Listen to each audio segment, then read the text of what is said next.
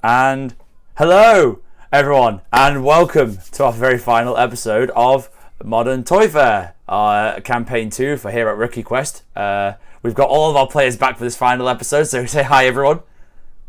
Hello. Hi, everyone. Yes, I'm super excited about this. Yeah, so as we said, this is our final episode. We should be able to get the campaign wrapped up in this entire video, so hoping for the best that we can get this sorted. Yeah, so bear with us. It may take a little longer than normal, but we're hoping to get through it and make sure we don't rush anything. We don't want it to feel like a rushed ending and leave bits out that shouldn't be left out. Yeah. So, I think it's time for a recap.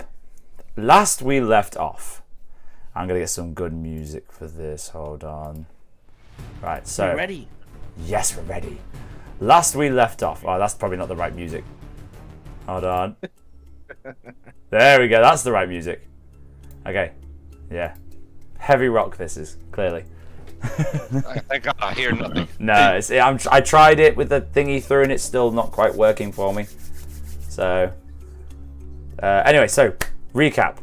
Our players, after Kenny Dolan chose to go with the Action Men and the G.I. Joes and follow them into the storage room downstairs, Kenny and Lava Rock, not Kenny, sorry, Joe and Lava Rock chose to stay behind and help out with the Fused Tribe, the leftover remains of what is the Fused Tribe, and try and guide them in a future way. They had many meetings. They investigated the dead body of the chief to see that he was controlled by these creatures that seem to be taking over the household. They then, as they took part in rituals and burials, they came home, or they came across the oldest child, Max, staring down at them, and yet they were not frozen. As he passed out on the floor, Joe and Lava Rock took to very interesting means to communicate with Max through the use of cutting the face, trying the charm spell, hitting him awake, making him pass out, charming him again, making him pass out, Lava Rock breathing fire in his face, him passing out again, possibly urinating and soiling himself, to a point where he then woke up and started seeing sense. After a long discussion and a very long shower, Joe and Lava Rock start to understand that they are not the toys, or their owners are not who they thought they were. The actual original owner for Joe was Max himself. And Lava Rock, who believed that he had been mutilated and butchered by Max, was actually rescued by Max and saved from kids who had used him as a dangerous weapon. So he took him away, but however, hiding him from his younger brother and sister, threw them in the sandpit to keep them safe from the children. Now that they know this truth, they then started working together trying to figure out what exactly was going on with this new device or this new delivery that was coming very soon. However, as Max started entering the door of the young boy's bedroom, he immediately collapsed to the floor, and Joe and Lava Rock both hear a echoing voice saying, "Now choose." So they are left outside of the bedroom. However, what I do want to do is I want to start us going over with Kenny. Since Kenny is here, I believe it would be only fair that we start off with Kenny and catch him up. Now, I've already discussed exactly what the plan has been with Kenny to make sure we kind of get everything wrapped up in this episode, so I'll quickly go over the description of what happened there. Kenny, as you went back downstairs to the storage room, you found yourself in a vast city of toys. You found yourself gathered around broken toys, old toys, new toys, kind of utensils and stuff like that. It was almost like a market. Think of it as a very run-down hobo kind of area, kind of just very run down. Yes. but still thriving. And that is where you met up with a very particular gentleman, wearing a green jumpsuit, very pristine, very stiff, fuzzy black hair with a thick fuzzy beard. And you met the original Action Man, the first issue of Action Man. He sat you down and talked to you about that there was an inner conflict inside of you, that you were torn between these two worlds of who you were and who you wanted to be. Through a long session of meditation, you managed to find your inner peace. And inside of that, you came to an epiphany and started asking questions that may help in maybe a future scenario. As this goes on, you then hear a loud bang outside of the storeroom. You and your action men quickly gather arms and make your way out to the storage room door to see a delivery parcel inside the house being torn apart by many of the robo-peas that you had met before, revealing a very, very large and very dangerous creature, destroying and tearing apart the local wildlife or toys there. And that is where we are caught up to. So what we're going to do at the moment, if we ever go into combat at all, depending on how this goes, we're going to go back and forth between the two scenarios and see how we get on. So we're going to start off with Lava Rock and Joe. Lava Rock and Joe, what exactly do you want to do in this situation? Okay. So they're rushing Max right now, right?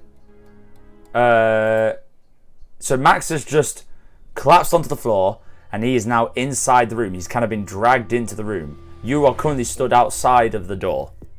At this moment in the story, you are stood outside of the door. But can we see the monsters that are attacking Max? Or they're about to attack him? There aren't any monsters attacking Max. You see them pull him in, but you see a lot of them are gathering round and going into the room, and you see them all over the walls and everywhere. And you see this as well, Kenny. You see all these robo-peas just crawling around the room and all over the place and over these toys and destroying everything and just crawling around everywhere and causing havoc. But none of them are actually touching, like they're not causing physical harm to Max. So we can assume that they can't. But you can't fully see inside the room, by the way. You're outside the door. So at the moment, the door is ajar. So you saw Max fall, feet slide in, and you see all these creatures all the way through it, going into the room. If I step into the room and I want to try to use Dreadful Aspect. Okay. If I do that, would it get most of them? Can you explain Dreadful Aspect to me? Yes, I can. Let me get to it so I can read it to you. It's one of the channel divinity things I have. Dreadful Aspect. As an action, each creature of your choice that can see you within 30 feet must make a Wisdom saving throw. On failure, the target is frightened of you for 1 minute. If it moves more than 30 feet from you, it can attempt another saving throw. So it doesn't say what happens if I succeed. It did. It said if you succeed, it's frightened of you and cannot move towards you, essentially. On failure, so if they fail. Yeah, if they fail, so if it's a succeed, you don't roll, they roll. So if they fail the roll, if they succeed, it just nothing happens. I think it just negates it. Okay, Either so you're right or they're wrong, basically. Yeah. Okay. Yeah, that's what that does. It frightens all of them. Oh, so in a space, it frightens everyone that you choose. Everybody that can see me. Everyone can see you. Okay. I am gonna say now, just so you don't really waste a spell. There are a lot of creatures all over the place. So I would say if you hit a bunch in a radius and you scare them, they're not going to be there for long, and they're just going to get replaced by another set. It's like these creatures are constantly moving all around. So if you do this once, it's like when you have a school of fish in the ocean, a shark comes in, you get a few of them, but the rest just and then refill the space. It's a bit Gotcha. Okay. Do you see how it works? It's like a yeah. wave of these creatures moving in and out of the room, all around the house now. They've just filled this area. Yo, Earl. Yeah. So what I'm thinking is that I go for PlayStation, and I can do this dreadful aspect on him, and then with my command spell, or command duel, I will have him trapped, so I can trap him, and then you can check on what's going on, and then come back to me if the situation deems. Because what I have is dreadful aspect, and then I have sentinel. So what that does is that I can frighten him, and he won't be able to attack me. But he also, with sentinel, he won't be able to get away. Okay. So I can trap him in his spot for now, and then you can go check out what's going on down there, because we heard that roar. And if Kenny Doll's down there, then you two can come back to me while I have him trapped. Bet. Is that a plan? Yep. All right, that's what we're gonna do. Okay then. So say that again. Sorry. So you're making your way into the room, just so I'm clear. You're gonna try and I'm trap. making my way into the room and then head to the PlayStation and trap him in combat. Trap him in combat. Okay. And then Lava Rock, you're gonna try and go downstairs to Kenny. Is that right? So how the What's going on? How the second floor is set up? Can we just peer over? Yeah. So you can peer over the balcony and have a look at what's going on if you wish to. Okay. Yeah, that's basically what I want to do. I want to run to the edge and look over. Okay. Make a perception check. Okay. Gotcha. So I go ahead and move towards PlayStation. Yep. So you start making your way towards the PlayStation. You start running. You weren't too far away from the door, so you kind of like now bust open the door as much as you can. You know, it's more like a, but still have to kind of go around it. Okay. So you make your way in, and I believe this is where we can first show off the maps. Nice. Okay. So I'm gonna check Twitch to see if you can do it. so let me see if I can just change it onto the battle maps. Yep. So at the moment, this is the map that we're currently showing now is the bedroom map. Nice. So this is the map we can see for the bedroom. At the moment, what you can clearly see is there is a. I can't see it. Okay, oh yeah. So Kenny can't see this one obviously because he's not there. So at the moment, we can see that Max is on the floor here.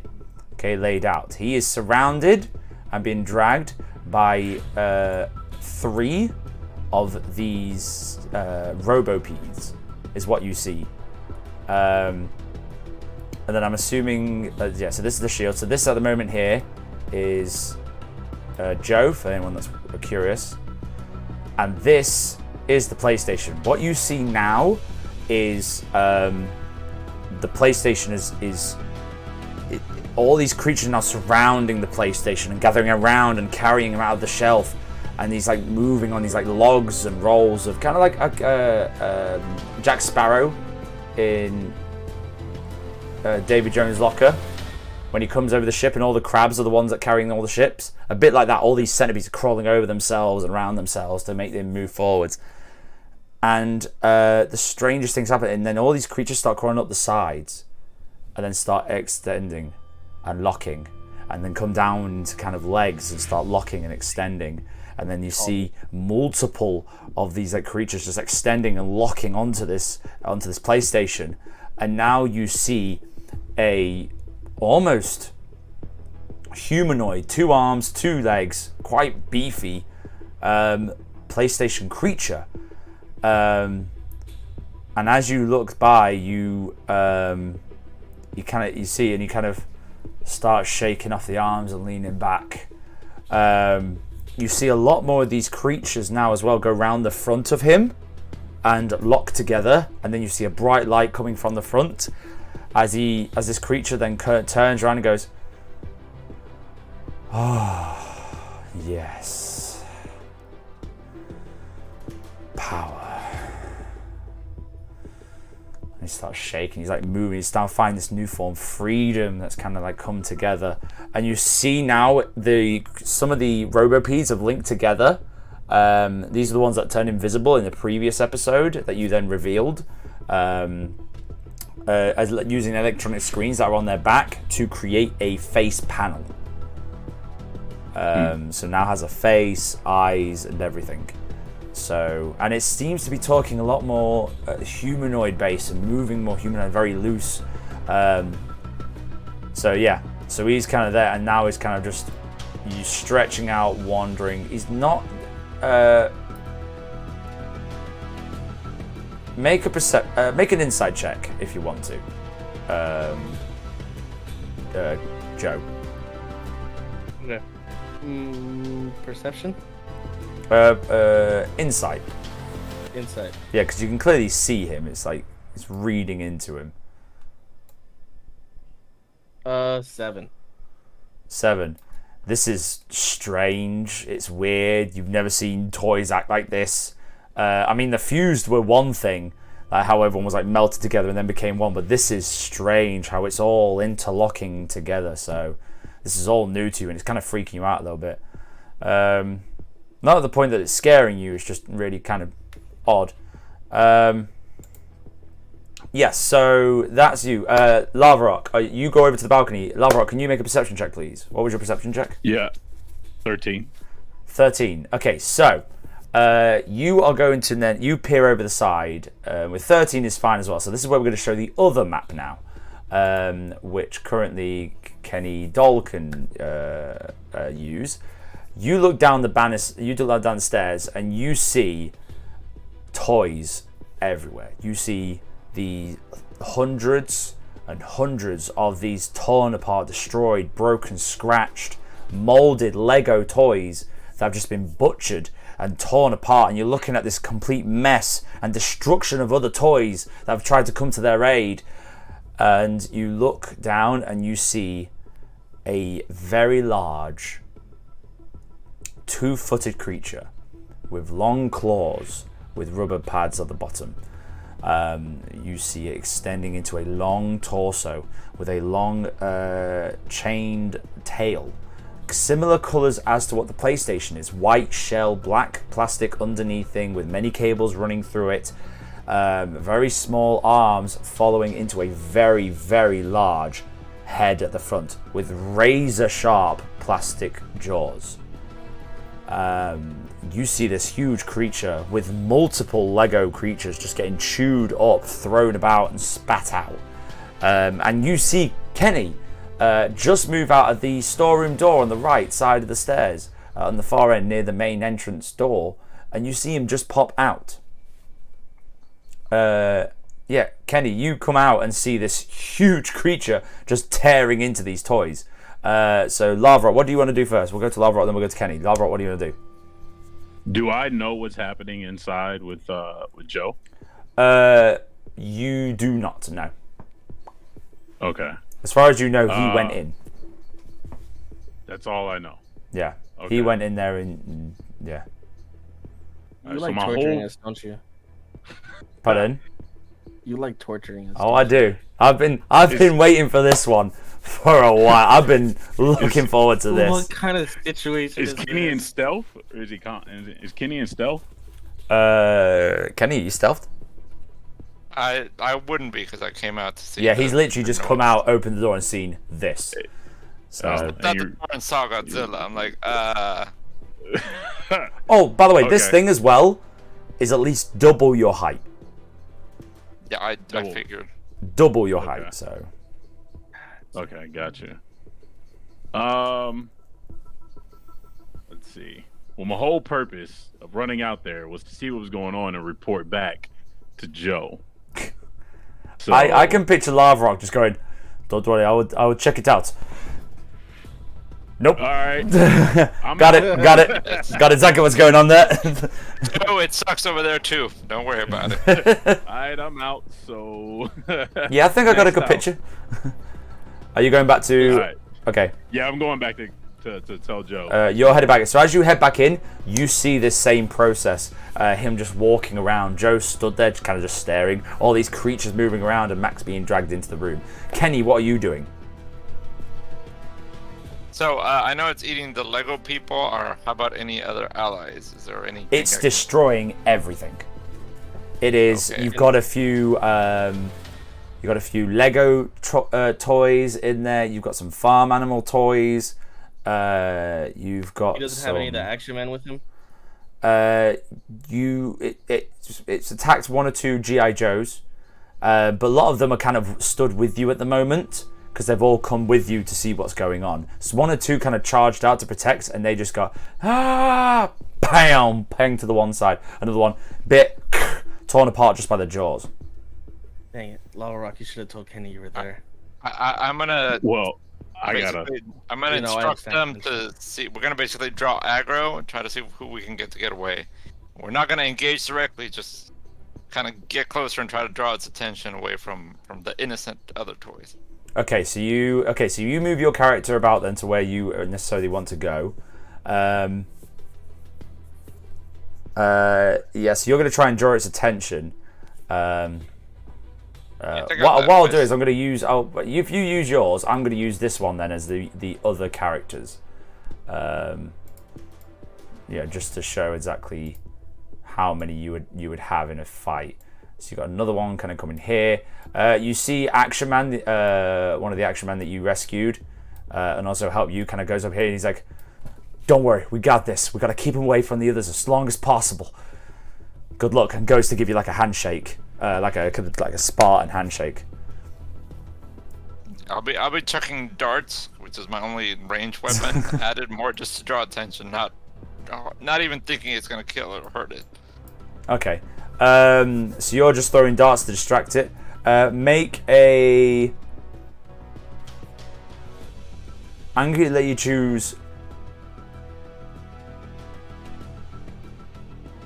Do it. Oh, it's not really a charisma. I would say make a performance check. Okay. Or a straight charisma. Anything that requires charisma, I'll let you use. Because essentially what you're trying to do at the moment is make yourself the biggest threat to this creature. Because it's just going after everything. Intimidation? Yeah, you can just try and intimidate it. I mean, no, I'd rather do performance, but I can do intimidation because I'm trying to... Well, no, I'm saying it's whatever works for you. The idea is that you're trying to get its attention and make it seem like you're a threat. So if you can persuade it that you're a big... We'll be shouting and making being seen. Okay, and I'll do the same for these two. Alright, dirty 20. Dirty 20, nice. Got an 11 for Action Man. 17 plus 3 for performance. And a natural 1 for G.I. Joe. So yeah, Action Man's there. So you kind of like distract him and shouting at him, and he kind of turns, and this creature kind of turns to you. Then you've got Action Man who then pops up, and he's just like, "Yeah, what you got? Come on, you can't defeat us. We got this." You know the whole Action Man thing. And then you've got G.I. Joe who's just there like, "Damn, I was gonna say that." Yeah, what he said. He's clearly showing that he's scared. Okay, so that's you. I am going to say then, we'll leave that there for now then, because you started kind of initiated that. Let's go back over to the bedroom then, when we've got Lava Rock and Joe. Lava Rock and Joe, what are you doing? Lewis, if I tied 2 ropes together, could that help them get up climb up to the second floor? Would that reach the ground? Would they need that if they have the stairs? Or would the stairs take too long? I think the stairs is double movement. To get up a set of stairs would be 10 feet instead of 5 feet. Because you have to go up and stairs over. Would be crazy. So the rope would be more straight up. The rope would be more... Wouldn't it, the fact that we're toys, be like, need 8 ropes or something? I was gonna ask, yeah, that's what no, but I'm thinking of exactly what I said for my measurements of the house. Because 50 feet is a long rope. Yeah. If we're thinking toy based, and then, you know what? I'll allow it because it's interesting. I'll allow 2 pieces as long as you use 2 pieces of rope. Tie it up. There'll be a bit of a jump at the start to get to the rope, just to jump up and grab it. But I'll allow you to do that. So you can tie 2 pieces of rope together, hanging down. Okay. What's your intelligence score, by the way? -1. What's your dexterity? What's your dexterity? 14 plus 2. So you got plus 2. Okay. I would like you to roll either, because you're tying one loose rope to another loose rope, so this is going to have to be a good knot, especially if you're using the very ends to get the most out of its length. I would say you can roll either a flat dexterity or intelligence. Okay. Does Kenny see you doing this? The top of the stairs? Kenny, are you kind of looking around there, or are you more focused on the on the creature? Right now I'm focused on the dragon. Okay. Oh yeah, for those that are curious to know exactly what stats I'm using for this giant creature, yeah, it may be a very, very large blue dragon. I'm not gonna metagame and look that up. Me neither. Oh, it's alright, you don't need to. What a blue dragon I've is. got all of it right here. The multiple pages of legendary actions and stuff like that, as well as a good drawing. I'm just gonna assume that sucks. Nice. Oh, it does. It does. Why? We have the giant PlayStation up top and then a dragon downstairs. But then you've also, but then I'm always curious to see as well. Do a lot of damage. And Kenny, your homeboy left us. Hey, he went to discover himself. Hey, to be fair, you can't joke about Kenny leaving now because for certain reasons. I can't tell you why, but you may not want to joke about him leaving. His friend, what was it? Mr. Doll ran away. No, that's not my fault. I bitch slapped him last time I met him, so he ain't my homeboy. I wrote an 8 on Dex. 8. Okay. So you start putting this rope together, and I mean it's not moving. When you put it together, it's not like. I don't like the way he says that. Yeah, it's not moving as you do it. So you could use it if you want. Good luck, Kenny. No, I'm getting just a pinata pretty soon, but that's fine. You should probably let him know the rope's there. Yeah. Dang, this is hard. Joe, go ahead and do what you're gonna do for now. You're gonna go help him. And then no, I'm gonna see what you're gonna do first. So you're gonna let the rope down, and then you're gonna come back to me. I guess I'm still in the, right in the middle. Yeah. Yeah. I would suggest throwing the rope down, letting Kenny know the rope's there, giving him like a quick heads up that we're fighting up here, and then come back. Okay. It's probably. Are we allowed to metagame like that? I don't. I'll allow it. I'll treat it more like there may be penalties. The more you do it, the more penalties there will be. It's just that guy. Punish him. Oh no, trust me. I'll make it fair. Okay. I'll doing that. I'll drop the rope and scream it to Kenny. Kenny, make a. I'm trying to think what the check would be. Perception check. Perception hearing. +2. All right, 11. 11. You faintly hear a similar voice shouting over at the top of the stairs. You turn, look, you see a rope being dropped down, and you then see this long rope drop, half of it just pull apart and drop down.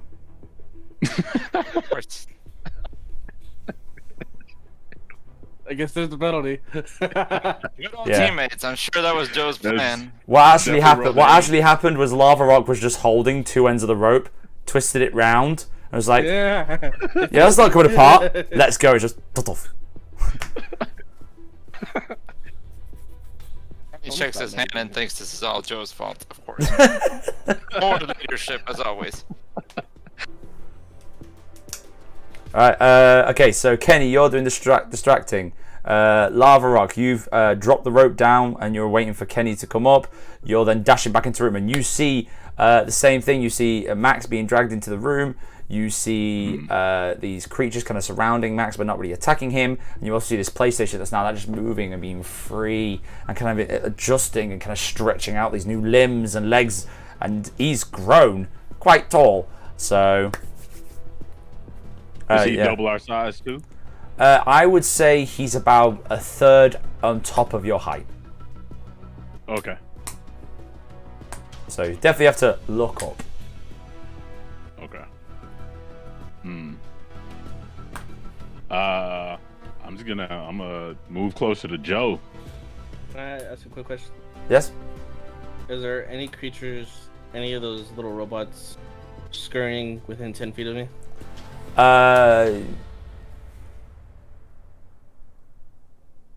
Oh, this would be a good chance for me to take my measuring tool out. Keep it PG-13. Come on, man. Jesus Christ. Oh, so I can't see you moving anything, huh? No. But yes, you are in 10 feet. Yes. Of PlayStation or of PlayStation. Oh, 10 feet of PlayStation. Oh no, I'm just creatures. I just want to know if there's any creatures around me. No, I'm not in 10 feet of the PlayStation. You've got a few. There's a decent amount kind of crawling, kind of combining up with the PlayStation, then going away and driving around the room and stuff like that. So for whatever amount of creatures that are around me, I have a thing because I talked to you about this. I didn't take Aura of Hate. I took Aura of Despair. Mm-hmm. So any creature within 10 feet of me makes a saving throw, and that creature gains a negative to the saving throws equal to my Charisma modifier. Okay. And frightened creature, and they become frightened. Frightened creatures who are in range of my aura can be attacked with advantage. So any creatures that are around me are subject to being frightened. Okay. Cool. Just keep a track on that for me then, as we go through this, because this is going to get complicated. This is going to get crazy up in here.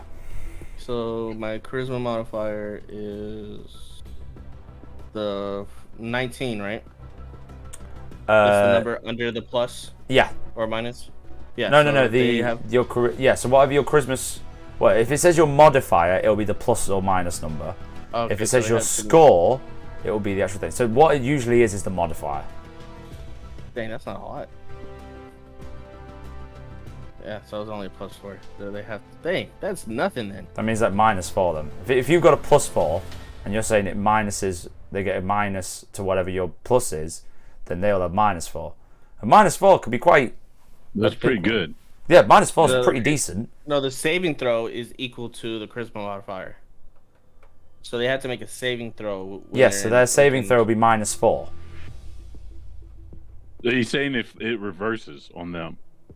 Oh, so whatever saving throw they get, it would be -4. Yeah. So their saving throw would be equivalent to what your bonus is. So their saving throw is now would be minus something, I think. So what would the saving throw be? What's the AC to it? So their AC goes down. Is that what it says? Their AC goes down. Right. Reread this. Okay, yeah. The creature gains a negative to the saving throw equal to your charisma modifier. Okay. Yes, so that means their saving throw.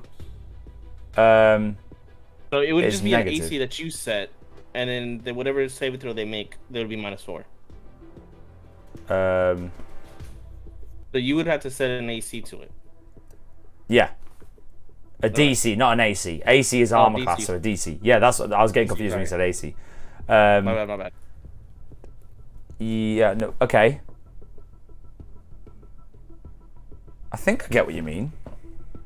Yeah, so there's no set DC yet.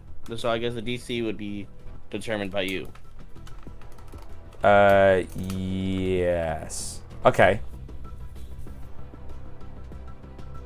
Right, hold on. Read it to me, bro. Read it to me one more time. I want to make sure we get this right, because this could affect things. Yeah. Starting at 6th level, whenever an enemy creature within 10 feet of you makes a saving throw, yeah, the creature gains a negative to the saving throw. Oh, right. So it's just any general saving throw that they make. Oh, so if they have to make a saving throw, they have to take the negative on top of what they've already got. So let's say for my saving throw, if I've got a +2, I have a +2, but then a -4. Gotcha. Does that make My sense? bad. I read that wrong. Yeah. No, that's fine. Basically, the disadvantage to saving throws. With them, not disadvantage, but -4 to saving throws. Yeah, -4 to all saving throws. Gotcha. That's huge though. -4 to all saving throws. That is Jesus. Can you cast it on my dragon thingy? Please. And if the creature's frightened, I get an advantage on attack, and I have a thing called the despair. What's it? I have a thing called dreadful aspect, which can make them fearful. Yeah. So fearful would make, I think, fearful is like advantage to being frightened. Is that? No, what happens is, as an action, your creature of your choice that you can see within 30 feet must make a wisdom saving throw of 15. On failure, the target is frightened of you for 1 minute. Right, so essentially what you can do is you can chain this. So you do your spell, which gives them disadvantage on saving throws. You then makes them frightful, which then has them -4 on their wisdom, on their saving throw, and then because they're so low, they're guaranteed to fail, which means they are definitely frightened. Which essentially you can chain this up to make someone guaranteed frightened, almost. Oh yeah, and then I have Sentinel, so if they try to run from me, yeah, you can hit them and they can't move. Yeah, so yeah, that's what I meant by I can pin this guy down. Right, okay. I was gonna go easy on you, but I guess I'm gonna go with the full level now then. No, since you're pulling out these tactics, let's go. Let's go. Did this because you whooped my butt. We get punished for him. He's dragging us behind always. E-Rock, he should have left. Good lord. You whooped my butt in the freaking arena, and I was like, this is never happening again. What can I say? I'm a very good player. I know they say you can't win at D&D, but I win. Well, I'm trying to win too. All right, so are you doing this on? Who are you doing this on? So I'm gonna try to get within. I need to get within 10 feet of PlayStation. Okay, so you need to do maybe. I'd say one more square. One more. One more 2x2 square, and you're in. Yeah. So I'm gonna move in 10 feet, right here. And is he gonna try to fight me, or is he gonna try to run from me? Let me have a look. I got something for that too.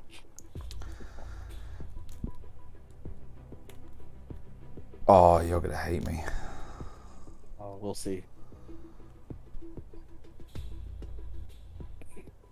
Okay. No, he's just enjoying himself. He's enjoying himself? Doesn't even care you're there. Oh, he's gonna care in a second. I cast Command Duel. Command. What kind of spell is that? So Compel Duel, you attempt to compel a creature into a duel. Once one creature that you can see within range must make a wisdom saving throw. On a failed save, the creature is drawn to you, compelled by your divine demand for the duration. It is at a disadvantage on attack rolls against creatures other than you. It must make a wisdom saving throw each time it attempts to move to a space that is more than 30 feet away from you. If it succeeds on a saving throw, the spell doesn't restrict the target's movement for that turn. The spell ends if you attack any other creature. If you cast a spell that target a hostile creature other than the target. If the creature friendly to you damages the creature or casts a harmful spell on it. So basically, I put it in a duel where it's just me and him, and nobody else can attack him. If someone else attacks him, it breaks the spell. Okay, so this is a spell you're casting. Is this spell kind of? I'm just double checking. Is it like a certain type of spell, like a charm spell, or a certain type of spell, or like a invocation? Concentration up to 1 minute. Attack save Wisdom 15. So 15. Okay, no worries. That's fine then. That's fine. I got the information. Does an 18 save? Well, -4. -4. What was the -4 spell again? Can you just define that? It's a saving throw, so any saves within 10 feet of me, -4. Okay. Does it require a saving throw? That first one. The spell requires a saving throw. The first one, the one that allows me to have -4. No, it's just an aura. It's any creature within 10 feet of me at all times. Oh, right. Got it. Okay, so you've cast that. Boom. So I have to take that. -4, 18, 17, 16, 15. It's a 15 and it's a 14, and you need 15 to save. Yep. So, yeah. You cast this, and he's just like...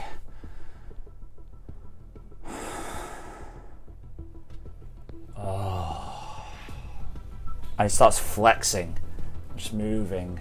And all these joints and electrical motions and sounds just go through as he turns towards you. And, let's see what I can do. Still have one action. Oh, go for it. So he's turned around and face you now. And I'm going to cast Channel Divinity. And with Channel Divinity, as an action, each creature of your choice that can see you within 30 feet must make a Wisdom saving throw. On failure, the target is frightened. So what I'm doing is trying to frighten him. Okay. And he has to make a DC 15, but that's -4 to any saving throws. Okay. So you see your spell goes to take effect. It hits him and it seeps its way through. He just goes... Disperse. Did not take effect. Dreadful Aspect didn't take effect? Didn't take effect. Dang it, dude. I'd only get one of those. God dang it. Alright. Right. So we're just gonna... So, is that your actions done? Action, and then I have a bonus action of Wrathful Smite. You've cast. Hold on. You've cast the. Oh no, you cast the first one, but we're not in combat, so I'll allow it. Okay. Yeah, so I'm gonna cast Wrathful Smite. Okay. As so let me check it out. So I hit him with a melee weapon. Next time you hit with a melee weapon attack during this spell's duration, your attack deals an extra 1d6 psychic damage. Additionally, if the target is a creature, it must make a Wisdom saving throw or be frightened. So I'm gonna try to frighten him again with this attack. So I'm going to go swing on him with my halberd. And that's a hit DC of 5. Let's see if it hits. Jesus. What is it? It's a 6. 6. Yeah, misses. Gone. Nope. I whiffed this whole thing.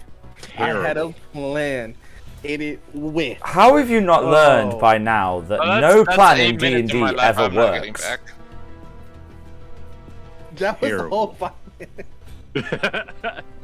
Alright, so you've done all your actions and bonus actions. Now you've all taken some form of effect. I'm going to need everyone to please roll initiative. Dude. Alright, let me get some proper... Hold on, let me get some proper music going on in here. Oh my god, you gotta be kidding me.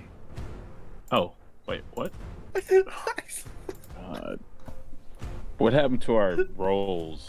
I told you before we started, we used all our rolls the last session. I'm switching to dice. I can't do this digital thing. It's the same. It's the same, man. I know, man. I know. Joking. I got a 15. Okay, Joe got a 15. I got a whole 5. 5. 17. And then we've got... I wasted a Channel Divinity. I'm so upset. Hey, it happens. You really should study your enemy before going straight into it. I told you to cast it on the dinosaur thing, but no. On my PlayStation. we should run and go hell up him real quick. What does it say? Screw Max. That leaves Max. Fuck Max, man. Oh, okay. And then you have the... So I've got a lot of pieces I've got to put in here. Oh no, it's okay. This is combat. This is part of combat.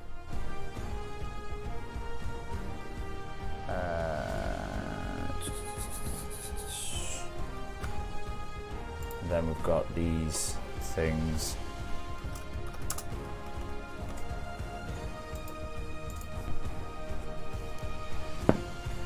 I basically said, "Come here," and oh, I missed.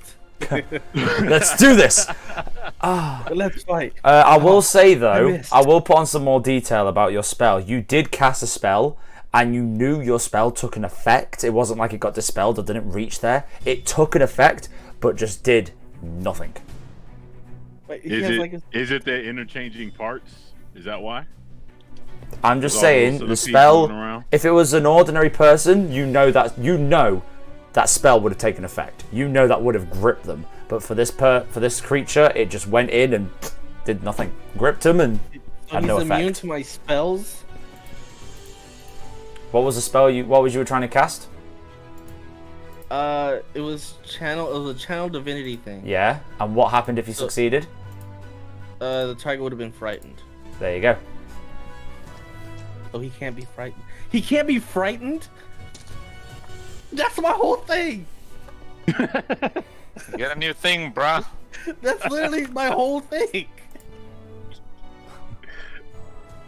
I give up. Roll credits. Show us the door.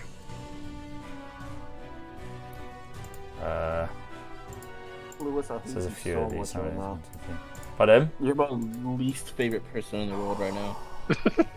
I hope you mean right now, like at this very moment. Understandable. I understand that no one likes me. Is he actually immune to being frightened, or is there something going on? I'll keep it simple. He's immune to frightened. He's man. immune to being frightened. That's my whole thing. Dude, you That's do the not want to whole read this freaking character. You do thing. not want to read this character sheet.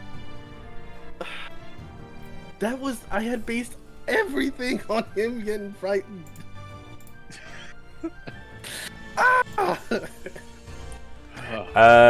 Okay, so top of the initiative order, we go downstairs. As you are starting to distract this large dragon creature, this creature looks upon you as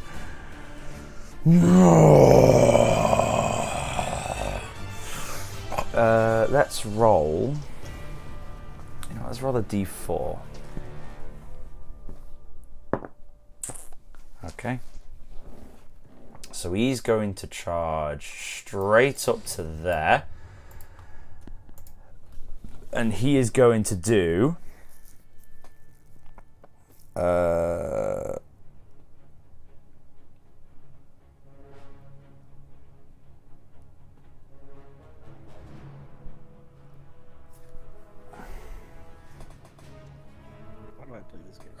okay, so he's going to first use Frightful Presence.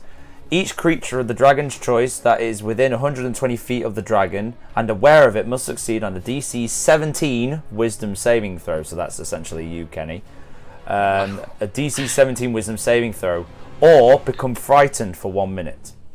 A creature can repeat the saving throws at the end of each of its turns, so you can repeat this saving throw every single time, ending the effect on itself on a successful throw. If a creature's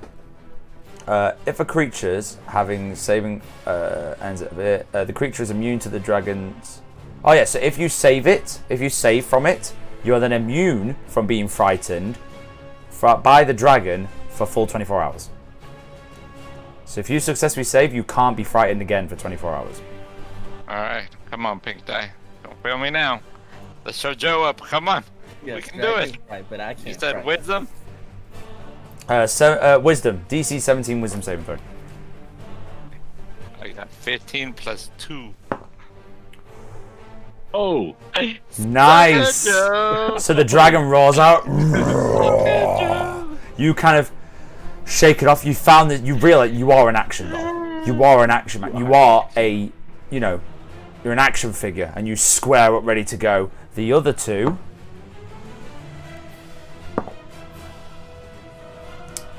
So you see Action Man stands there square, and he's like, let's go. Like they're ready to fight.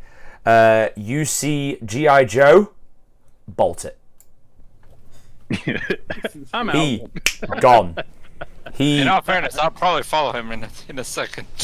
You're like, yeah. So he does that. So well done, you save. It is now going to do 3 attacks.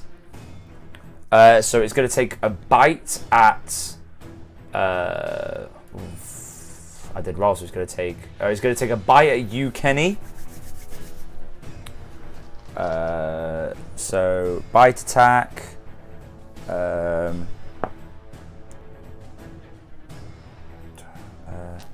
Gotta do math now. Does a 21 hit? It does. A 21 hits. So that is. If I can get the right dice. So you take. Oh no, wrong dice. Oh, I need much bigger ones.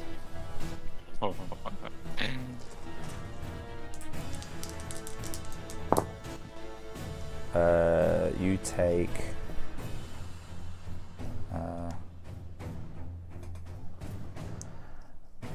So you take 13 points of piercing damage, as well as 3 points lightning damage. Dang.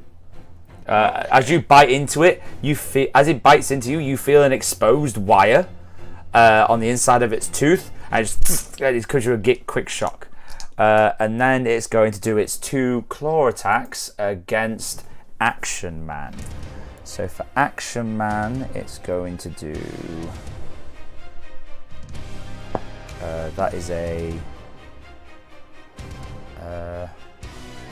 17 does not hit, and a 21 hits, and then so the second claw. So you see he quickly dodges out one, and as he dodges down, he doesn't see the other claw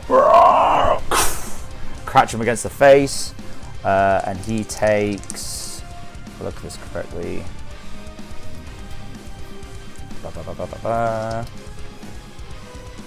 Claw attack.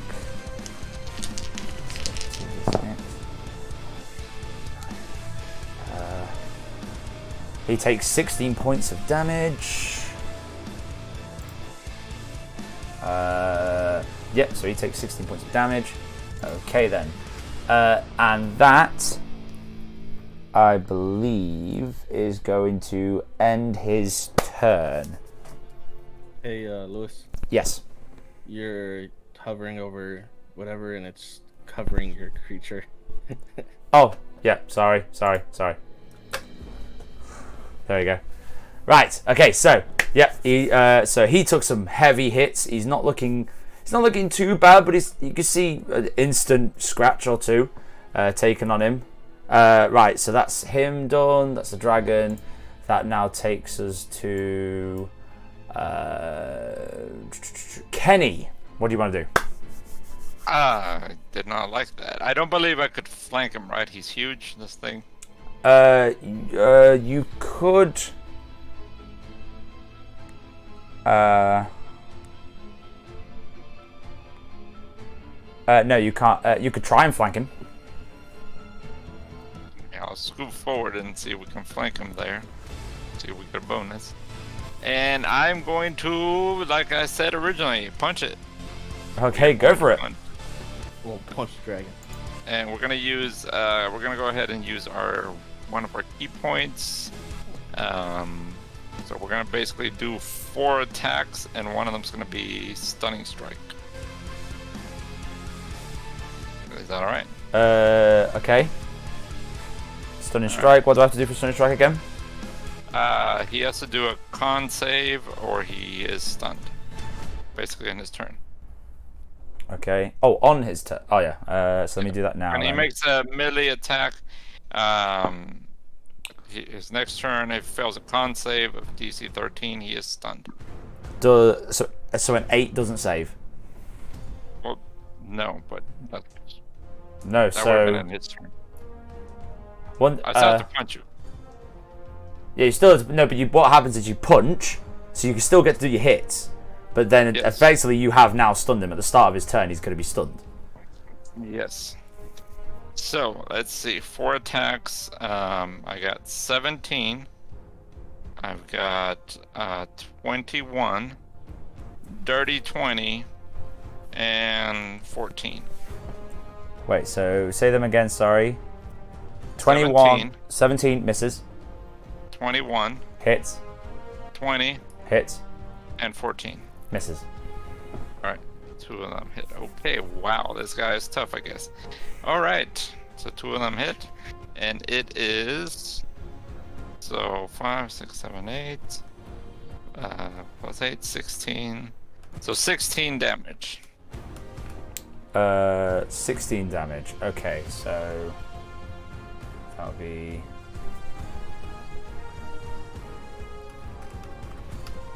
Got it. Okay, 16 damage. Awesome. Is that your turn? Yes. Oh, and I didn't realize I have stillness of mind. I can ignore being charmed or frightened. That's on me. Oh, there you go. But I rolled it, but it's fine. Yeah. Yeah. Okay. G.I. Joe, unfortunately, is not a monk. So. And that's it for me. Okay, that's it for you. So that is Kenny. So that's now going to move us on to Joe. So we're going to move over to the other map. Joe, what do you want to do? I don't want to do anything.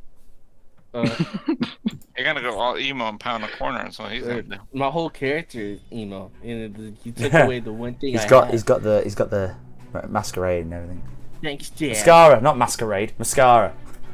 So is Lava Rock hasn't joined me in the fight yet, has he? He's behind you. So I say yes, he has joined you in the fight. He is behind you. He's come in and seen you cast this. So Look at the map. Yeah. See where I'm at. You're kind of far though. Yeah, but if you run my way, if you come my way, I can do stuff. Mm-hmm. Harvard, you come charmed. So he can't be frightened or charmed. Or you know what? Can I make a perception check to find this out? Or would it be more of like a detect good and evil thing?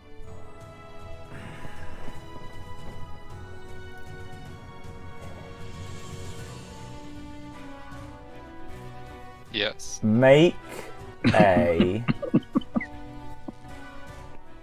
This is going to be a high roll. He said Make yes. an. I'm not wrong. Just anything but intelligence. Do you want me to roll it for you? Executive 1 INT. I was going to say intelligence. Intelligence, come on, clutch, man, clutch. We don't believe in you, but do it. It's got to be intelligence. I can't think of anything other than has to be That's intelligence. It I would- understand. Unless, It was okay, intelligence. if you tell me what It you would- want to use, you tell me what you want would- to use that makes And sense then for they'll working tell you this how out, you're and I wrong. will give you a DC for it. I guess it would be more of an arcane check, wouldn't it? No, it would not be Arcana. It would not be an arcana check. It would be. It would have to be intelligence Or perception. or wisdom, right? Yeah, I'll say intelligence or wisdom. You can Alright, use I guess I'll perception just right say- as well if you want to. I'm just doing intelligence check Okay. then. All right, is a roll, please. I would also like to roll for it. I'll let you roll as well. Same checks. Made Okay. the lowest possible roll. What'd you get? I got a 1. One. Plus 1. You're looking at this. Zero. You're looking at this thing, and it's baffling you. Like, I it's the understand. first time you've cast this kind of spell, and it's just not taken effect. It's really thrown you Oh off. my god. What? Please, Earl, please. Nope. Don't look to me for salvation, buddy. It's a 5. I knew I shouldn't have left the party. Never split the party. You need your Yeah, you number can't. one, You I just know. can't work it out. It's baffling you. It's really throwing you off. Guess I'm just gonna fight then. What are you gonna do? Let's So I guess I'm gonna try something, and if it works, it works. Cause I need to know if he can be charmed. I want to cast Crown of Madness on him. What kind of spell is that? It's a concentration spell, Wisdom 15. One humanoid of your choice that you can see within range must succeed a Wisdom saving throw or become charmed by you for the duration. While the target is charmed, a twisted crown of jagged iron appears on its head, and madness glows in his eyes. The charmed target must use its action before moving on each of its turns to make a melee attack against a creature other than itself that you mentally choose. The target can act normally on its turn if you choose no creature or if none are within its reach. Okay. So what do I have to make again? Wisdom 15, so whatever check you make -4. Okay. So again, you cast your spell, it seeps in, it goes to take effect, nothing happens. I hate you. I hate you so Just for a bit of fun, if anyone's curious, a D&D picture version of this would look like this. Okay. But just picture a slim, like a slim here, but then all this is like robopeds, just connected together. So I can't charm it. I can't frighten it. I swear he's dispersing it amongst the robo. Punch it! Swear Come on, he's man. dispersing it. Pardon? You think it's dispersing them between the Okay, then I'll do this. Yeah. I'm gonna shoot it. You gonna shoot it? And with my new weapon, I'll say this. I have a thing on my weapon called Explosive. Upon hit, everything within 5 feet of the target must make a dexterity saving throw.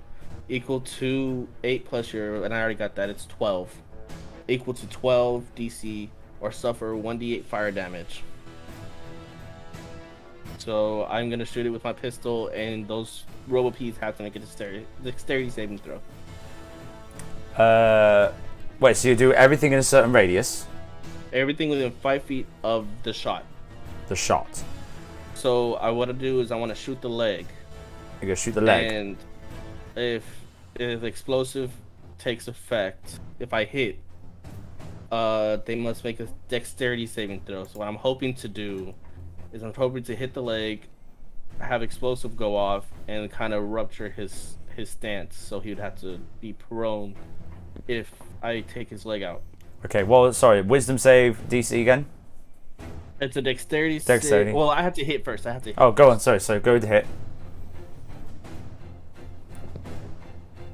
You hate me. I swear you hate me. What is it? It's a 5. Jesus. Misses. You go to shoot. Ping. That's it. That's all I have. That's all you have? That was my spell was an action. I can do a 2 action in combat. I have 2 weapon fighting, so I guess I can make a melee attack. That's the last thing I could do is just regular melee attack. That's the Do you want to try that? action. Have you moved yet? He hasn't moved, no, you still get your movement. You still got your movement. 17. 17 to hit. Yes. Are you still going for the leg? Just clarifying. I'm gonna hit the leg. I'm gonna try to hit these robo-peas and see if I can hit the 17 hits, yeah. leg. Okay. Say the damage, slashing damage. 9. I did a 9. 9. So you go to chop.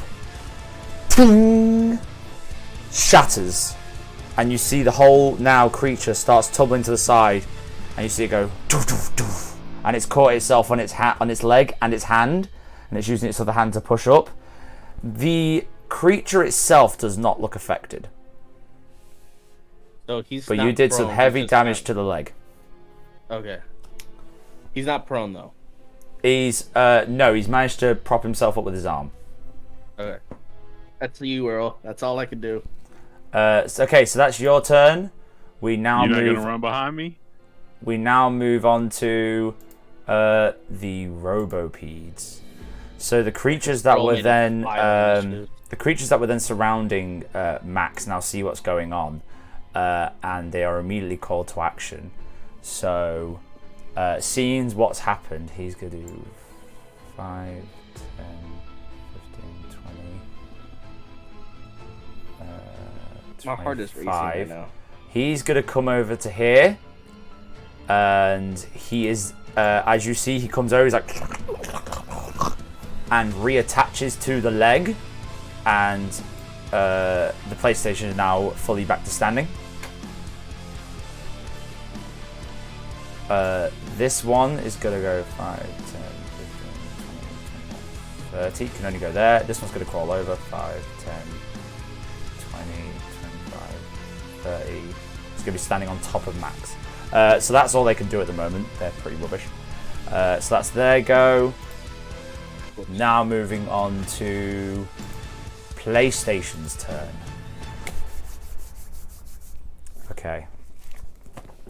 If I know anything, it's gonna take 45 minutes to update, so take your time, people.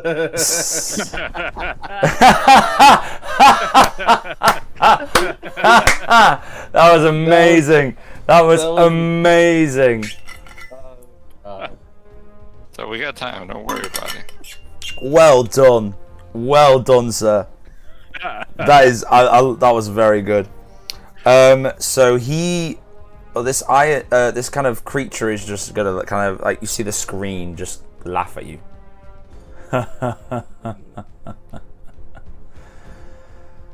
Amusing. You're in my way. And goes to swing towards you. It's going to make 2 attacks. One with its one slam and one with a sword. So first it's going to try and slice you with the sword. That would be a... Well, actually, it does need to move there.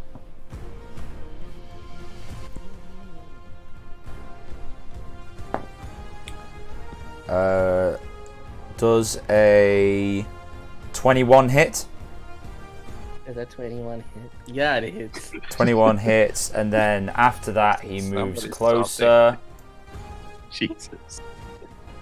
He moves like round here.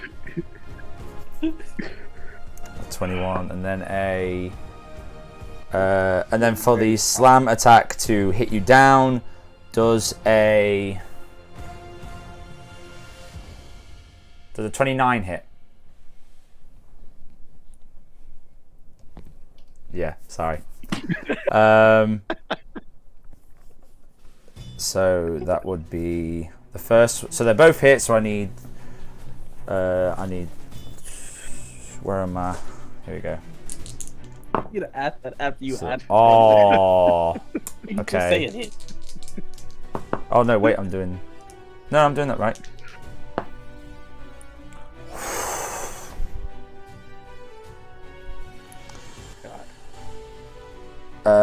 That is 30 points of damage for the sword, and then he goes to the slam attack.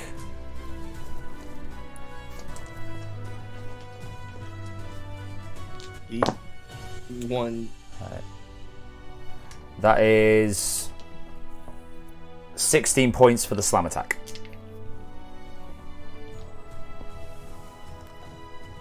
So that should be a total of... I can't work that out. Yeah.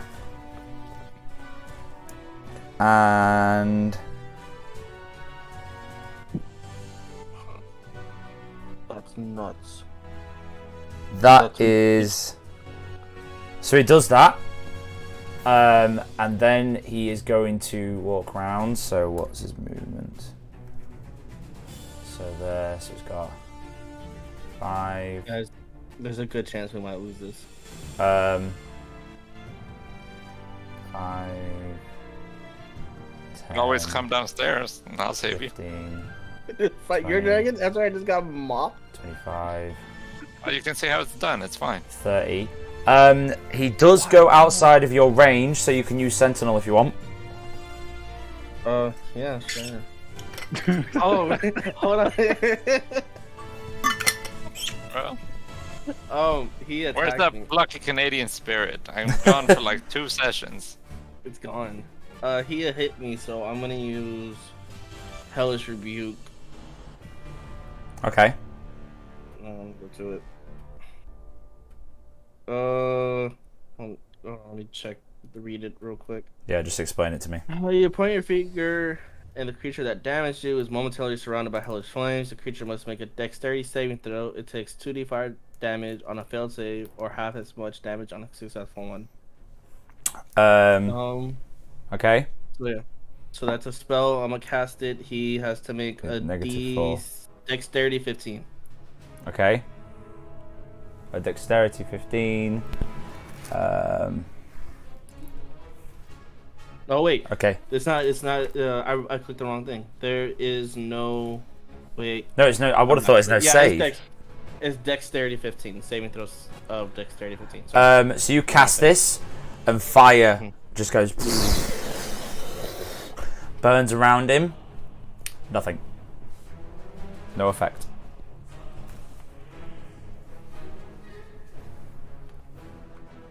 Okay. I'm gonna hit him then. Are physical attacks the only thing that works on this thing? You're gonna take everything away from me? We're fine with it. You don't see Lava Rock or me Yeah, complain, because you but... two are fighters. Well, that sounds like a personal problem there, Canadian. Yeah, like you're like Lava Rock. You can. You're seeing him just walk past. Oh wait, so you cast Hellish Rebuke. Oh yeah, because that was part of the hit. Does nothing. He's walking past. So now you can do Sentinel. So now you need to do a physical hit. And if you successfully hit, he doesn't move. I'm gonna try to shoot him again in the leg.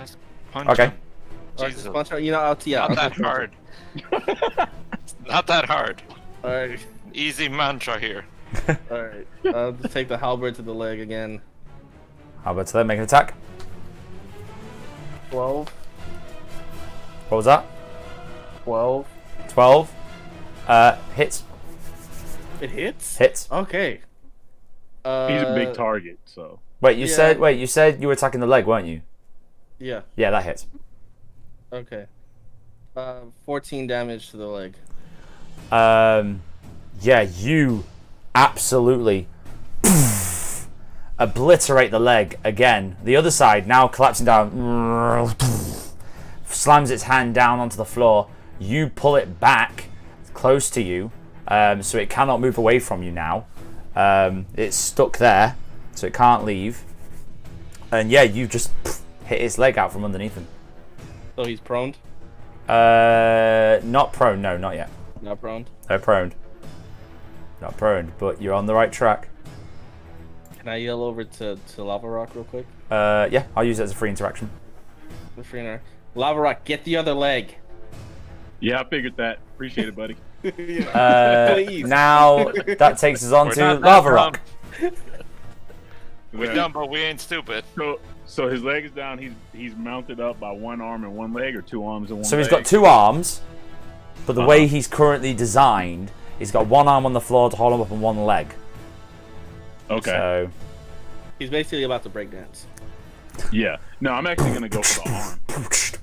Throw off his whole entire balance. what do I do? Sorry, you're attacking the other leg? The other arm. The Throw off arm. his whole entire balance. Yeah. Go for it. All right. Well, I guess I got to move towards him.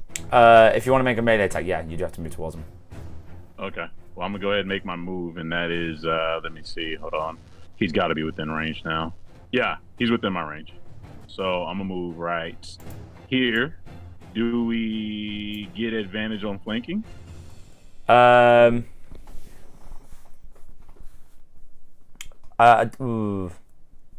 think that's only for certain creatures. Unless it says specifically that you get advantage for flanking, I don't think you do. Okay. Flanking is usually a size thing, from what I understand. If they're big creatures, then you don't really flank them because They're big. Yeah, if they're really big ones, you can't really flank them. But no, so Okay. make your attack then on the arm. Okay. All right. Cool. Going for it with the great axe. Okay, go for it. Oh yes. 24. 24 hits. Yep. hits, and then I got to roll the die. Yep.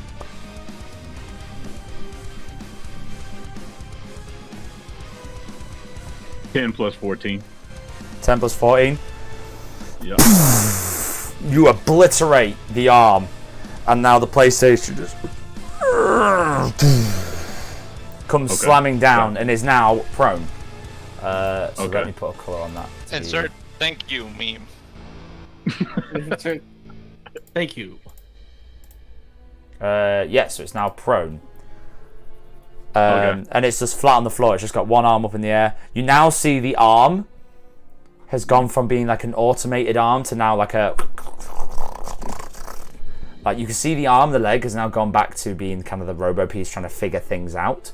And then you just see the screen on the face just go, curious. Very curious. So, yeah. Anything else? Yeah, I still got an action and a bonus action. So, can I take them in mixture? Can I do a bonus action and then action, or does it have to be action, action, bonus action? Because I have 2 actions. No, it could be one. I think it could be action, bonus action, action. All right, well, I like to activate the rage. Go for it. All right, so rage is activated, and also, oh no, I guess I gotta wait to do that one while in the frenzy. Okay. And so then I would like to do my other action to attack his body since I'm right there. Okay, what weapon are you using? Let's go with the great sword this time. Great sword. Okay. Nope. Ooh. Does a 12 hit? Wait, he's prone, so I get advantage, right? Yeah. Okay. Oh, that's better. 17. You go to hit him. Dong. No effect. No effect on the body? Nothing. Okay. Ooh. Not even a scratch. Not even a scratch. We're gonna go get Kenny, bro. I don't.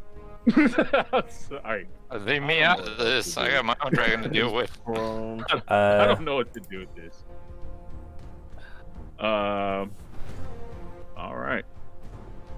Since you're the one that's the only one that can really do damage, should I go get Kenny then, and you kind of keep him occupied? Sure. Yeah. Go do that. That laughter. I got him, bro. Yeah, cool. This thing is just staring at you as you hit it and going, interesting. Okay. Are you done with your? Is it whose turn is it? I think now? yeah. So is that your go? Yeah, I did 2 actions and a bonus action and a move. So yeah, I'm good. Okay. So at the end of that, we go back to the top. That goes us to the dragon. So now we go back downstairs to Kenny and Action Man. So did I say that was the dragon that goes first? Yes, it is the dragon that gets to go first. No, he doesn't. Yes, he does. I don't like that. The dragon. Ooh. He's closer now, and he's prone. So you get seeing that he makes the attack, the dragon is going to go with a... he is going to attempt to shoot an arc of lightning out of its mouth. I got a crazy idea when it comes back to us. Even incapacitated? So Same, bro. What he's going to do is, after seeing that, he's then gonna kind of crouch down. He's going to stalk, so he's going to leave the range of Action Man. Action Man's going to take an attack.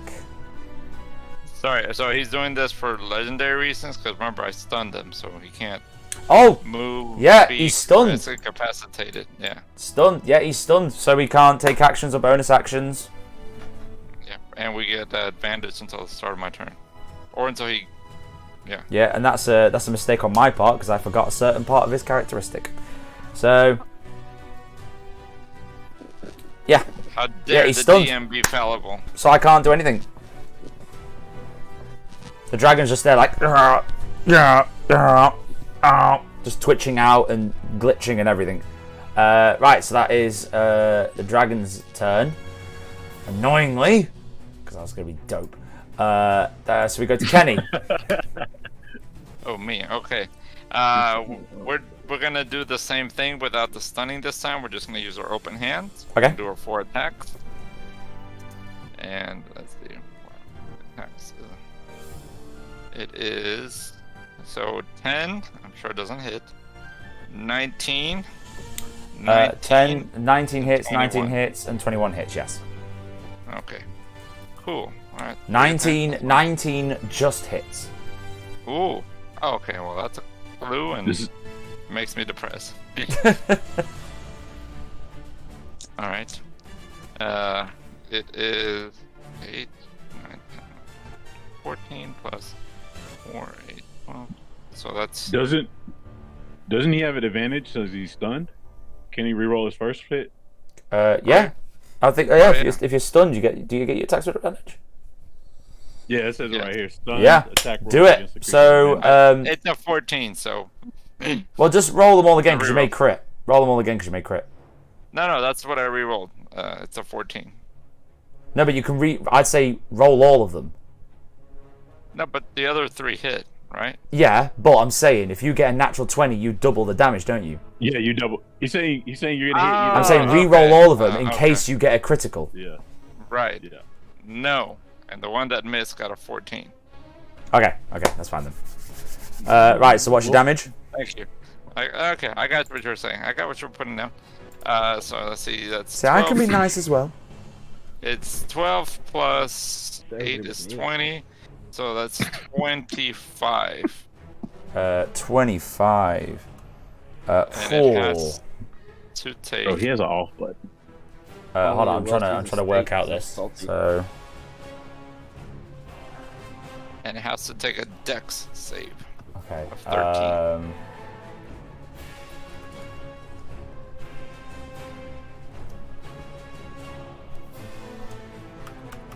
Got it. What was that again? Sorry.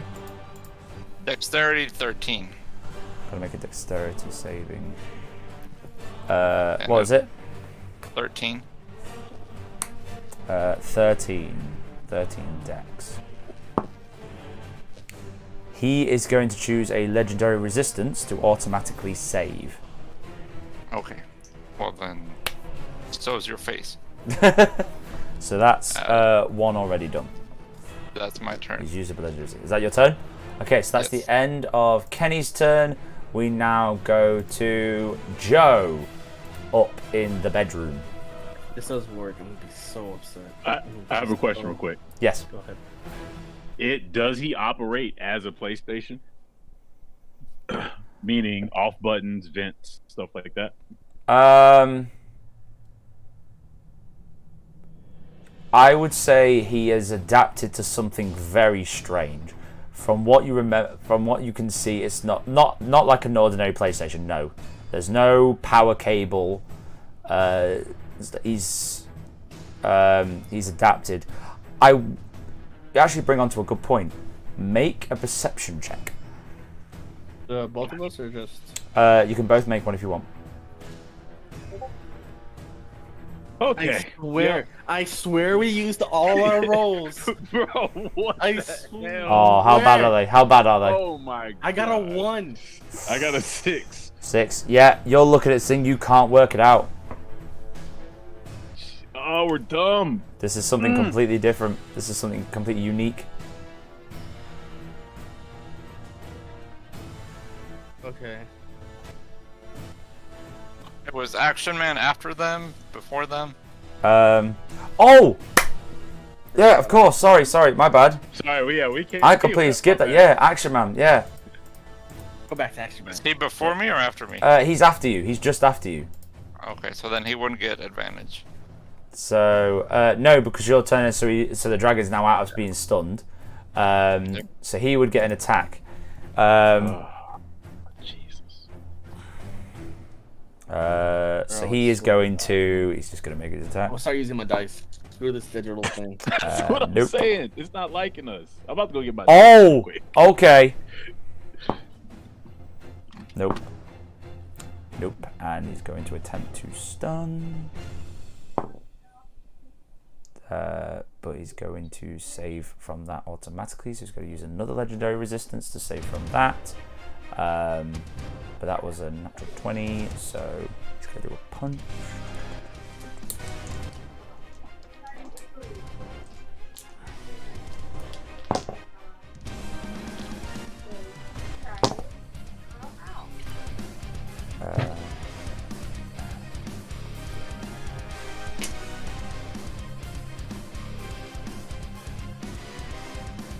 What's 16 doubled?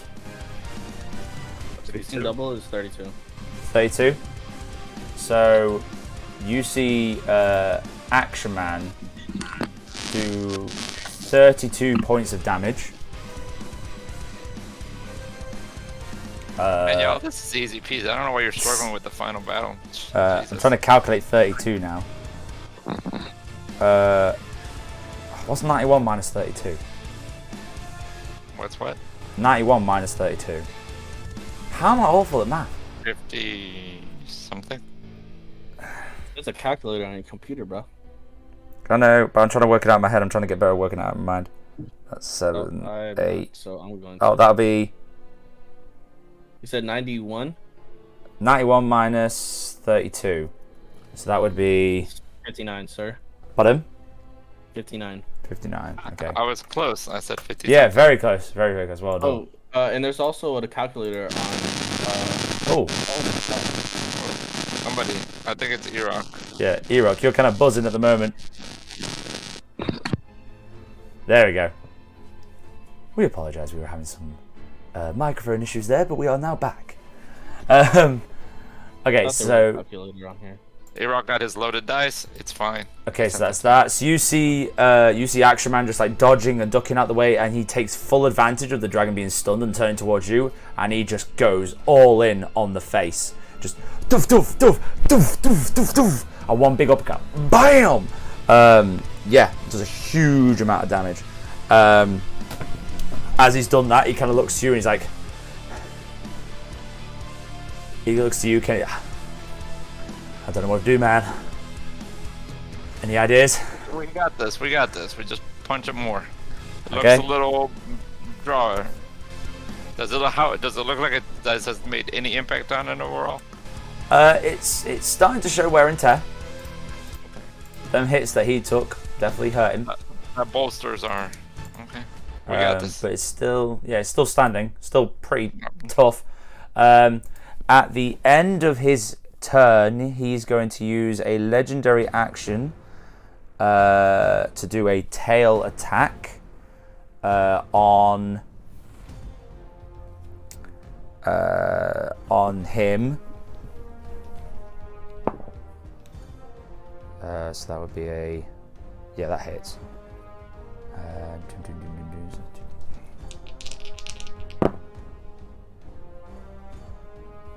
Oh, that's awful.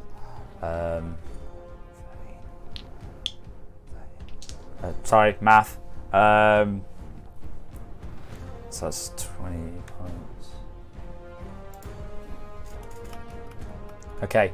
After the you see the tail just come on, hitting right in the side, and you can see as he gets hit, a part of his plastic goes rips apart.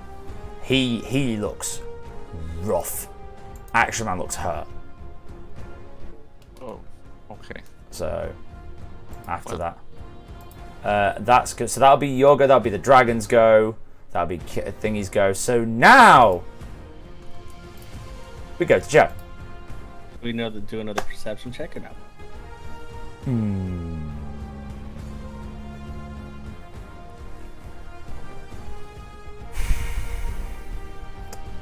Okay. What's your hit points? What are my hit points? We want to know. 14. I have 14 left. After you walloped me. I mean, you did fail on charm and scare creatures. Yeah. That's on you, failed buddy. on the 2 things that I have. That's on you, buddy. That's you. I want you. You have 2 options. Okay. E-Rock, what are your hit points? We can't hear you again. We can't hear you. You're You're out. disconnected. In and out. In and out. In, out, in, out. Leave, and then come back. Go. Can y'all hear me? Yeah, there we go. We got you. Okay. Your mic's kind of Alright, I'm frozen. out. Yeah. I'm at 73. Yeah. So you can both make. So Lava Rock, you can make an either a Wisdom or Intelligence check. Can I say this real quick? Yes. I plan on using Zone of Truth. Zone of Truth. I'm gonna try to put Zone of Truth on him and tell me how to defeat him.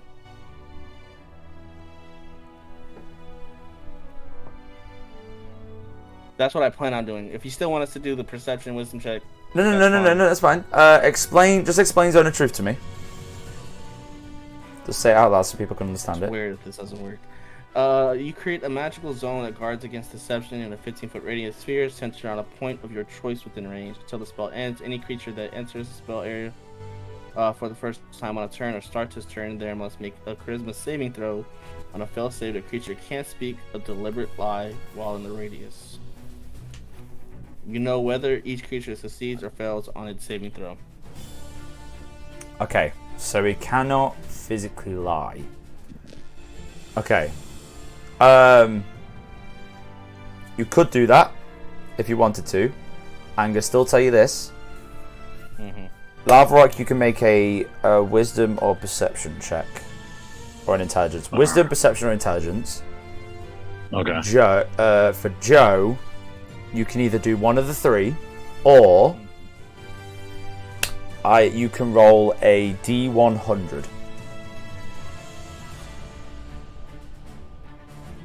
of it with a DC of my choice.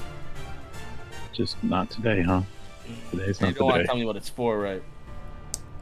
I would say this is for you to get this. So the percentage one will essentially be like, I don't know what to do. I need help, and then some kind of outer spirit may come to your aid.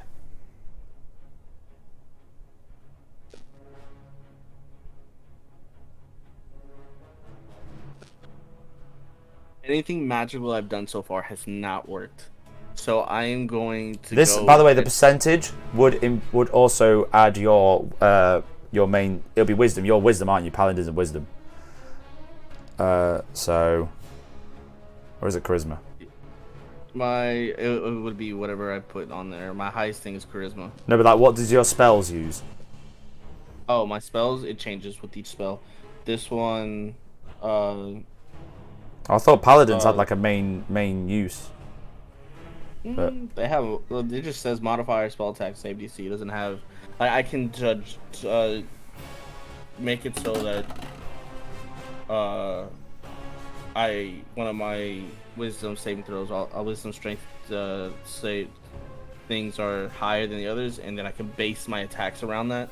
okay, But I we'll, had we'll based go. all my attacks. We'll go with then. We'll go. Okay, I'll let you roll a percentile dice.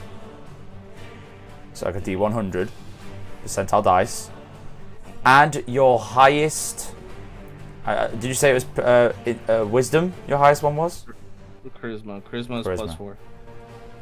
+4. It won't really. Yeah, go on then, charisma. I'll let you do charisma. This is a Hail Mary.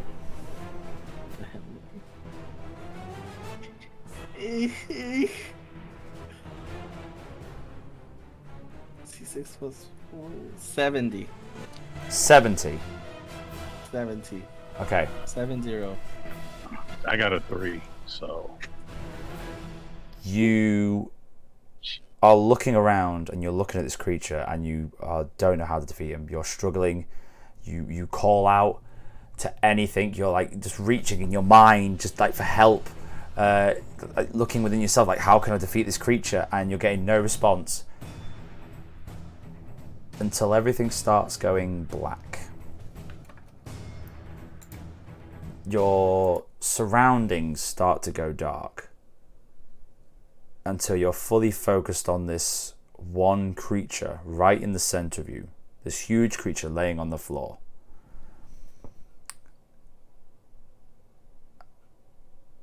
And you're looking and everything starts getting smoky.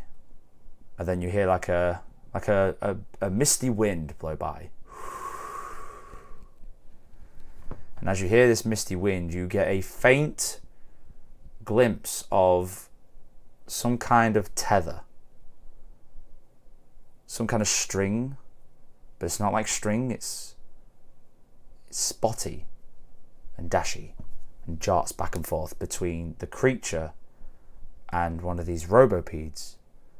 And then there's another one to another robopede, and another to another robopede, and another, and another. And then robopeds are connected to other robopeds, and then you're looking around and seeing all these connections and tethers and wires and these things connecting each other, and you can't quite work it out. And you see one tether going out the room. So you've seen all these tethers. Oh no, sorry. You've seen all these tethers in the room. You've seen all these tethers going round. You see two slightly thicker than the normal ones that you're seeing connected to these robopeds. You see two thicker ones leading outside the room. And you're trying to make sense of it before disappears. Light comes back. You're seeing this creature. This creature's laying on their arms, waving around. So, yeah. And you're back. So what do you want to do?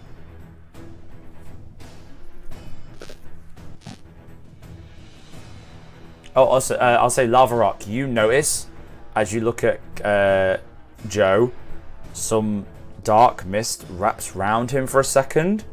Not loads, not thick, just like a dark mist kind of floats up, goes round him, and then disperses. Gotcha. Okay. Can we talk? I don't want to say anything. I don't want to say anything in front of the PlayStation, because then he would know what I saw. Alright, if I may ask without giving anything away, those tethers, they can only really be seen on moments like this higher plane intervention, right, DM? It's not something the rest of us can see. No, you can't see it. Okay. This was a Hail Mary throw of like, I need help. And with Joe being connected to almost like a higher plane, a deity, but of himself kind of thing, he, for some reason, some kind of internal connection he had, just gave him this momentary glimpse of something that you can't quite explain. I will want to. I'm assuming, and this is off speculation, that he's connected to the internet some way, and the internet is what's helping him. So I want to go for the internet modal, but I can't tell E-Rock because then the creature would know what I'm doing.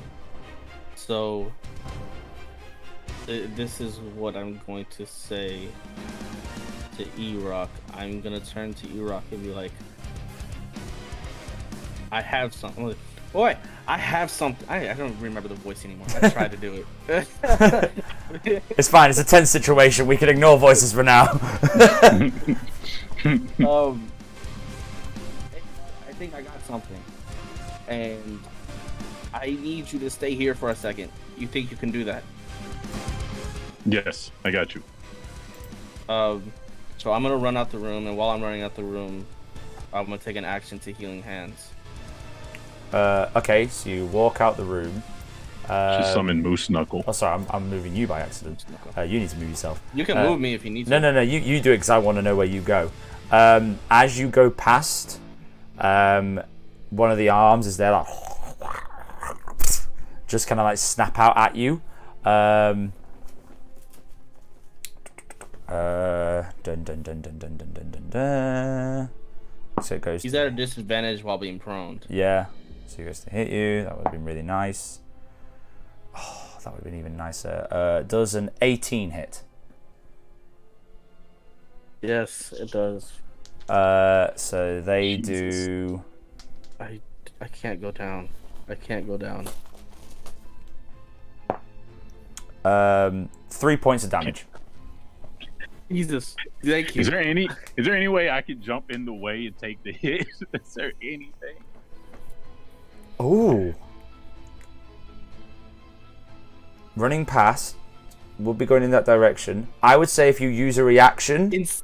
In Sentinel, I have Sentinel. Yeah. What does that say? What does it say? Maybe that would help. No, it has any creature other than me. Never mind. Okay. Make a dexterity check. Dexterity check. Dexterity. Gotcha. Okay. I'm gonna say DC 17. Okay. There we go. Go for it. I believe in you, number 2. Yes. What'd you get? 19. 19. Yep. So Joe, you're running by. You see this arm just like waving around, going to snap at you, and as you look to see it and block ready to take the hit, you see Lava Rock just come diving in front and take the hit. So Lava Rock, you take the 3 points of damage. Gotcha. And Joe, you are fine. You don't need to take it. So you do the healing hands. You cure yourself. Let me do that real quick. Yeah, you should lay hands on yourself vigorously. Go at it. As you run past, you do see. Heal, baby. I gotta heal. OnlyFans. Let's start OnlyFans. What would you do in this situation? Right. Heal. So as you do this kind of like selfless act of diving in front of it to take the attack, this face is just there and turns to you and goes, "Interesting. You are funny specimens, after all." You see his whole demeanor has now changed. It's something different. Like before, what was this like very solid, rugged, jagged kind of voice that was like just very singular motive, singular purpose, is now learning, studying, starting to like understand and take in its surroundings. So so that is going to, is that good, Angel? Gojo? Yeah, I'm disengaging, so I'm leaving. Okay, if you move your character then, if you move your marker to where you want to go. I just out the room. So does the disengage still take into account of my movement speed, or? You don't have to disengage, because if you're running, Lava Rock took the hit for you. So I'm just coming straight out the room then. I'm out the room. Yes, if you go out the room then, what you can do then, if you want to actually now switch over to the other map. Okay. If you can do. So if you go and switch over to the other map, while you do that, we'll carry on the rest of the action. So after you, it is the Robopedes. Yeah, so as you run out of the room, Lava Rock, you notice these Robopedes are like kind of like start scuttering by. So 5. I would just 10, be at the top of the 15, stairs, right? 20. Yes. Yeah. So you would be at the top of the stairs now. But with your movement, you'd be there. So you see this one come and get attached, and now fixates itself underneath and starts beginning the process of combining the leg. This one, 5, 10, 15, 20, 25, also does the same. And then because it's been 2 rounds, 3. Oh, those are the dragon ones, aren't they? Haha, got wrong ones. Where are they? Here we go. So because it's been 2 rounds, 3 more now appear in random spaces and start making their way. 5, 10, 15, 20, 25, 30. 5, 10, 15, 20, 25, 30. 5, 10, 15, 20, 25, 30. And they're now starting to make their way towards the PlayStation. Okay, so that's going to be the RoboPete's go. That takes us now on to PlayStation. So, the PlayStation is on the floor. He is prone. He's looking at you, Lava Rock, and goes, I'm curious. Why? And just looks at you with that question of why. As he asks that, to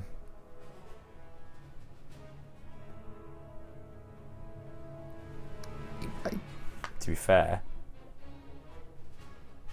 yeah, that's his go.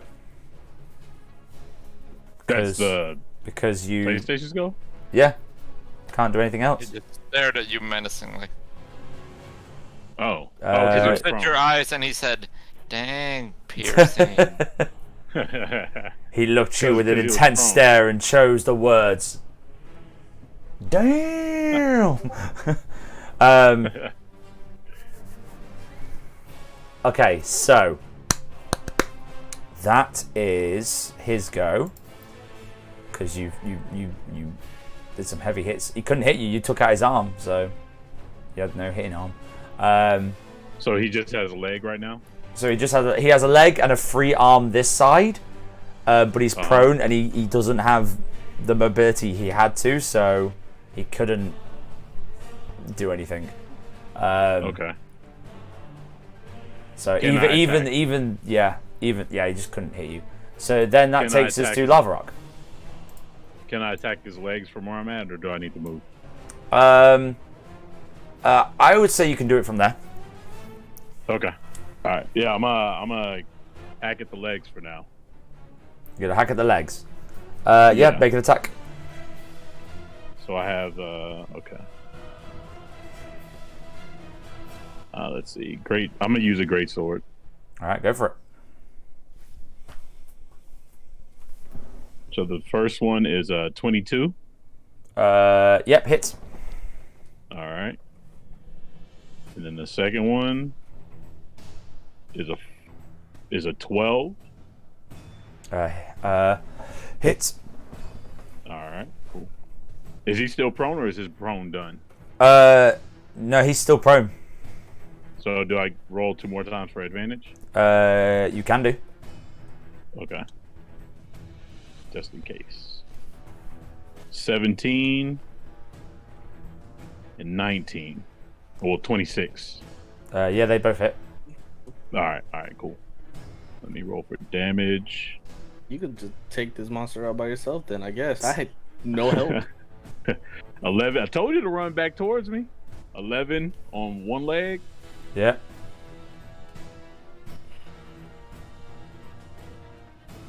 And then 14. Yeah, so you obliterate the legs. Poof. So the ones that just came in to fix it are now obliterated. Poof. You blast out some of the other legs as well. And now he's just laying there with one arm like. Okay. So. And then my bonus action says frenzy. I have a frenzy attack. Well, while in frenzy, you can make a single melee attack as a bonus action on each one of your turns after this one. Okay, so on your next turn you can make a frenzy attack. So on my next turn, yeah. Okay. Next turn. Yeah, I can do So is that the end of your go? Yeah, that's the end of my go. Okay, so at the end of your turn, the Iron Golem is going to take a legendary action. So it's an Iron Golem? Spoilers. Yeah. You got Look no up his time to weakness. study it Look up now. his weakness. Look up Look up Iron his Golem. weakness. Hey, don't study. Look up Stop his it. weakness. No metagaming. No. Iron Golem weakness. Look, it says here, get good and roll better. Oh, Hey. bam. He's It gonna says it do. right there. I'm sorry, I'm metagaming y'all. He's gonna do a legendary action. He's gonna do recall. Iron So Golems after this. you see all of these. Just immediately, you see a bunch. You see him kind of just go. This is tiresome. Taking too long.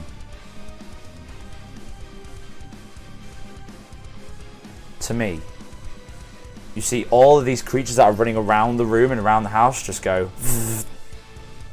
immediately sprint towards him, and he immediately rebuilds himself and is no longer prone. Oh Jesus! So all these creatures straight away. So now he's got his arms, his legs, everything back to normal. So that's the end of your go. That's going to take us back up to the top to the dragon. Okay, so we're going to the dragon. You now see this for the first time, Joe, by the way.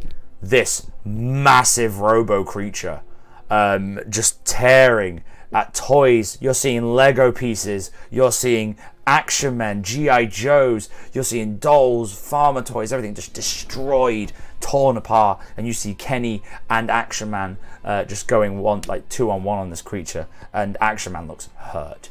The dragon is now going to do a multi-attack. He's going to do with Action Man doing the most damage. He's going to go after him. So he's going to do 1 bite and 2 claw attacks. He's going to do a bite on you, Kenny. So does a 20 hit? It does. Okay. So that is...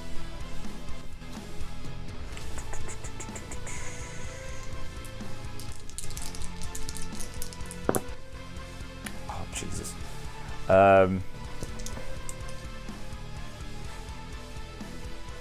That's 24 points of damage. Of piercing damage. 24 points of piercing damage, as well as 2 points of lightning damage. And then he's going to do his 2 claw attacks on Action Man. That misses. Oh, Jesus. Gave me a headache. That hits. That hits, so he needs to do...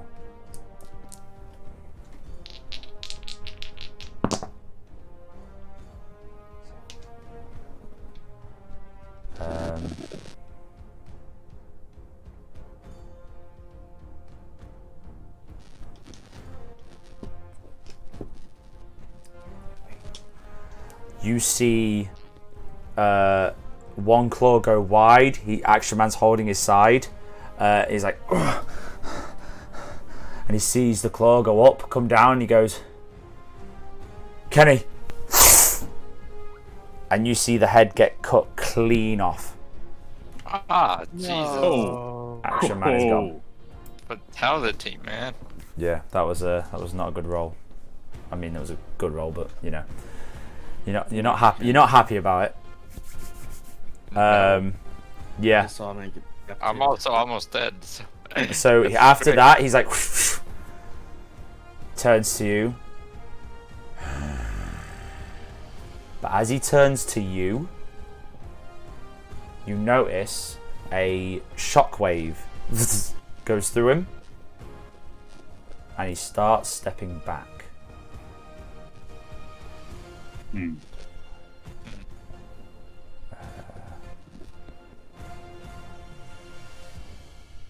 There. So you can take an opportunity attack because he goes past you. Yes. He leaves your immediate area. Alright. Does a 26 hit him? Yes, it does.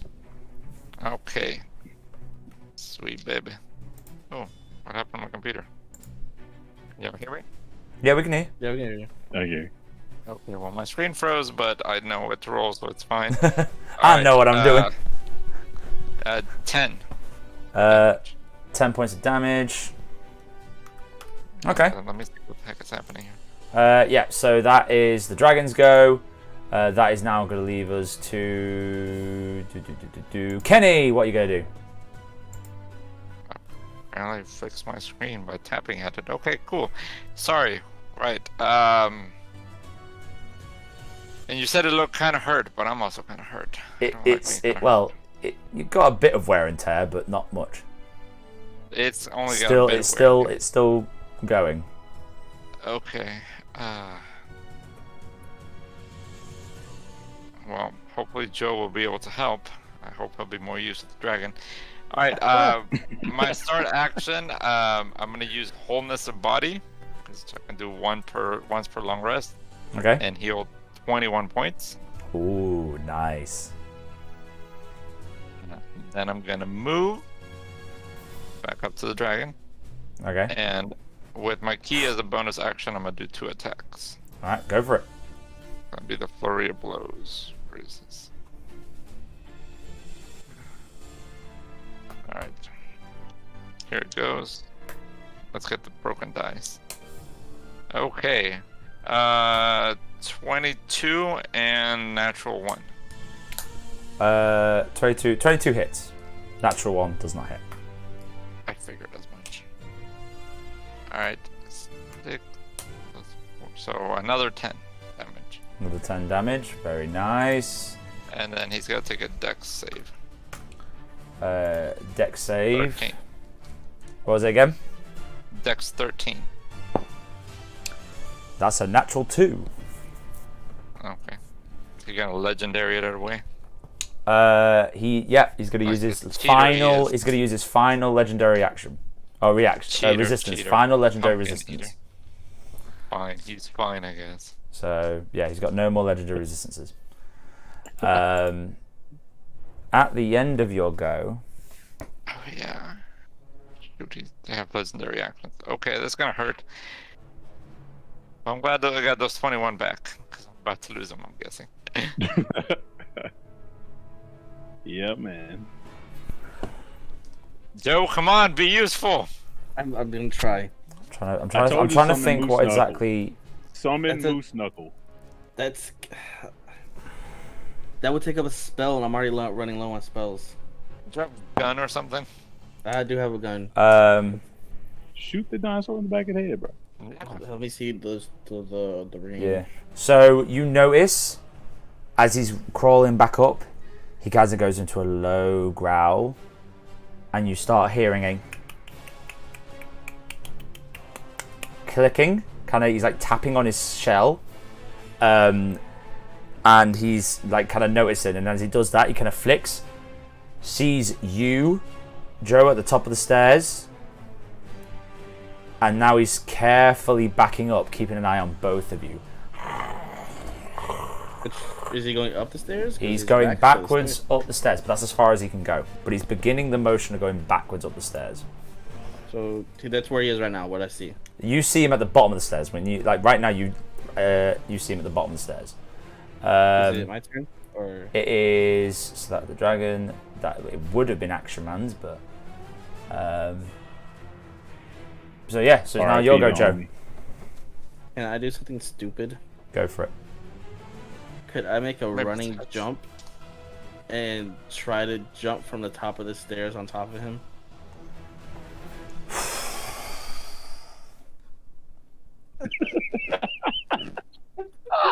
Hold on. If I die because of Joe, I'm gonna come haunt you in the afterlife. I'm just letting you know. Because he's so far away from me right now that any movement I make would not be anything. Would do nothing. I would not be able to get to him. It would take all my movement to get to him, and I wouldn't do anything. So I want to try to jump from the top of the stairs down to get onto him. Just move and then use your gun. What's the range on your gun? It says 60, and he's If only 135 feet from me. If only we had invented projectiles or something. It would still be too far. He would still be way too far from me. You can jump. You can jump and close the distance. I would say first make a strength check. See how far you can jump. No, dexterity. Make a dexterity check. No. Athletics or acrobatics? Oh, what am I doing? Athletics. Athletics or acrobatics? Okay. 21. 21. Fall damage. Kenny, Careful. you see Joe just run up and seem to fly for a good. Let's have a look. 5. Please let me hit him, because then I can drive my sword into him, or my halberd. You get to about there from your I jump. don't see it. That's it. That's all I get. It's a jump. I know. I'm just complaining. Do you have anything you could use to glide? No. What about your Canadian hat? Come on, man. My Canadian hat. Yeah. Use Moose Knuckle mid-summon and jump off his back. Yeah. Is that an option? Pull a Yoshi. Come on. We don't play Super Wait, Mario. did you say just use a drop it. mystical? Did you say use to mystical moose to jump off? Yeah. You You never play Super Mario. As you jump off Yoshi. Do you what? You want to use the wait? So you want to use the mystical moose to jump off the moose? So I would, in mid-flight, the moose would appear, and then he would, I guess, throw me. But if anime style. Okay. Friendship, So as you jump, me. you're casting this like a spectral moose. The moose just comes running in.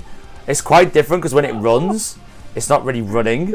It's like sat inside of a sports car with its leather jacket and cool shades, and it kind of like and glides underneath you because you've jumped. It then runs off the steps, glides underneath. It's like, "Hey, bud, what do you need?"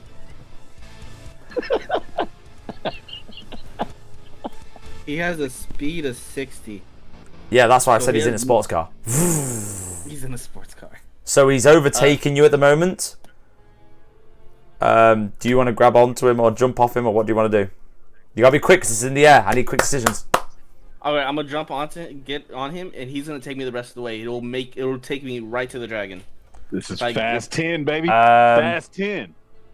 Make a athletics or acrobatics check All right, another to athletics see if check, you let's can go. grab onto the moose. We'll call the moose Neil 11? deGrasse Tyson because it's Yeah. breaking off. 11 will do physics. it. 11. It wasn't a high DC. I was only gonna do about 6 or 7. I just wanted to see if you'd like epically fail. Because it's a spectral moose. You could make the moose come right underneath you if you wanted, but I thought like it's a heat of battle. Like you may just go, oh no. So basically, I jumped off and summoned the moose and jumped on top of the moose and kept going. Yeah. So I said I guess you're about there. I did it, guys. I got there. Well done. You want me to do anything useful? The one that, okay, you did well. So I don't ruin your spirits. Don't turn around. Like, don't look back up the stairs. If you want to keep your high spirits, don't look back up the stairs. Right, got him. I have to look back up the stairs. Is that gonna be an action to look back? No. You look back and Alright. nothing's there. I also Okay, traumatized you. Jesus. That's all. Christ, man. Okay, so there that will was an be. action to use the spell. I try to skip the dragon, I guess, or something. As I'm running with Maurice, I'm gonna take my halberd out and I'm gonna run towards the dragon with my halberd and attack him with it, and I'm gonna use Wrathful Smite. Go for it. Make an attack.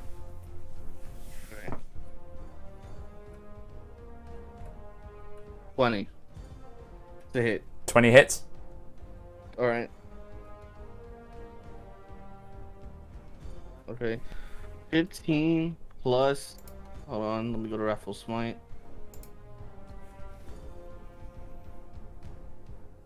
Uh, 1d6 psychic damage. So let me add a 1d6 to that 15.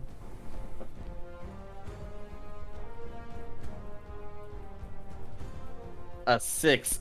So 15 plus 6. is 20... 21. 21. 21. So 39, 21 damage to him. 19. So that'd be 118. Okay. So he got 21 damage to him, and now he has to make a wisdom saving throw. So, and since he's within my range, it's -4 to wisdom. -4 to the saving throw. Wisdom saving throw with -4. Yep. That is a natural 1, my friend. He's frightened. Seriously, you're trying to scare the dragon? What? Hold on, hold on, hold on. What the heck? Well, I attacked it, and then I did my rifle swipe to try to scare him. Stop trying to scare things. Yep, you do frighten him. Yep. You frighten him. You do that. The dragon turns around. He goes, and starts backing away from you. Oh, he can't back away from you, but he will start backing away from you. Is that your turn? That was an action. Movement. That was another action. I have a bonus action. Let me see. I still have a bonus action, yeah? Mm-hmm. So I'm just gonna hit him again. Okay, him again. Go for it.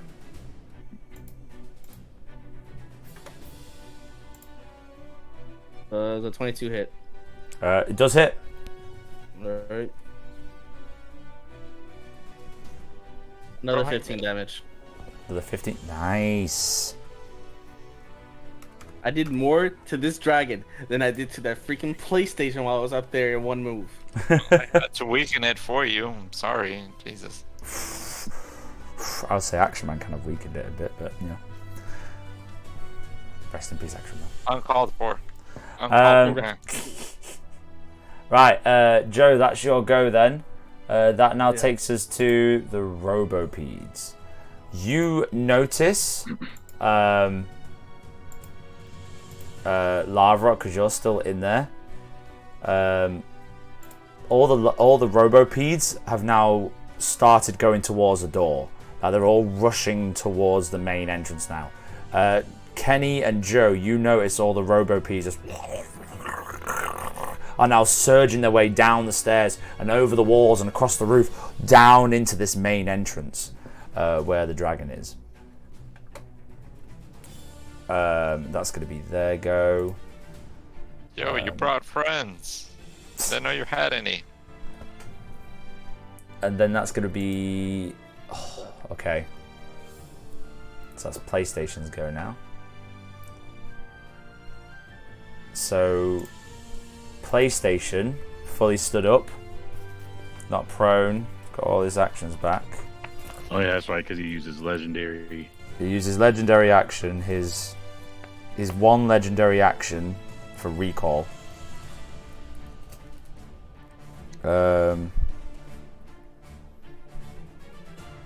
He's interested in you. That's sweet. He's really... Yep. So yeah, he's going to do 2 attacks on you. Okay. He's going to do a sword swipe and then slam down with the arm. The first one... Oh, Jesus.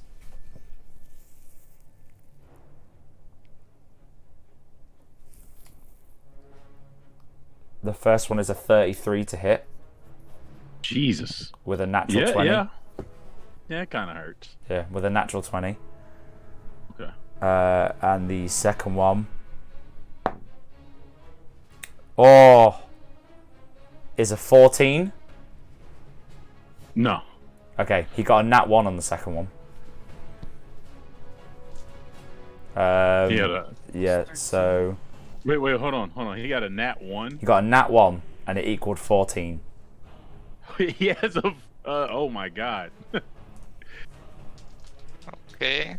Golems are strong. So, yeah. Okay, that means I gotta do... Yeah. Damn it. So that's 1, 4... Can I ask how bad the dragon looks?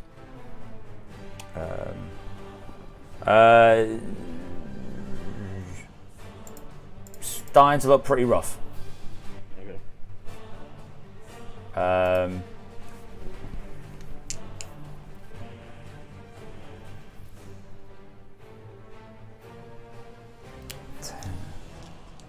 That is 31, I think that is. No. 31. No, I'm wrong. Hold on.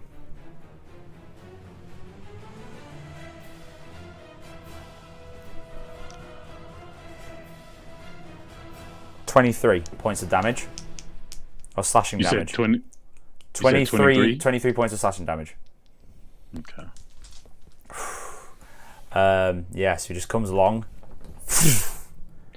And then goes to hit you with the slam, but because he hit you with the scar, you kind of just tumble to the side and miss the slam attack. He kind of like, as he slams down, he looks up and goes, "You resist change. Why?" And then stands back up again. And then he is going to ignore you and move around you. 5, 10, 15, 20. Do I get my opportunity? Yeah, so there. 25. So take your opportunity attack. Okay. Let's see. I'm gonna go with the. I'm gonna go with the great sword. The great sword, go for it. 23. 23 hits. Nope. All right. 12 damage. So you go to hit with the sword. Boom. No reaction. Oh, I didn't say his legs. I meant to say I was going for his legs. Okay. Sorry. No, yeah, you went to hit him. No reaction. Okay. Gotcha. So, yeah, he continues to just 30 feet there. So he's just by the door, about to leave. That is his go. That now takes us to Lava Rock. What do you want to do? I told you this would be a hell of a fight. Was that? I told you this would be a hell of a fight.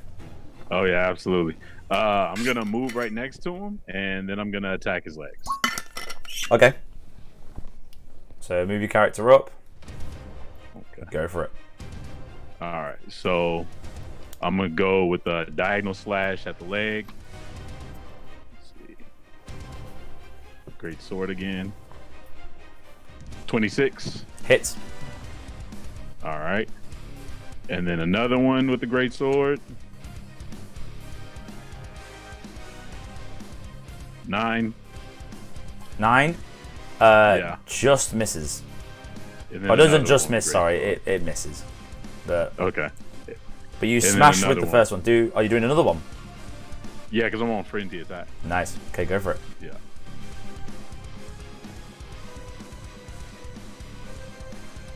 And then 19. 19 hits.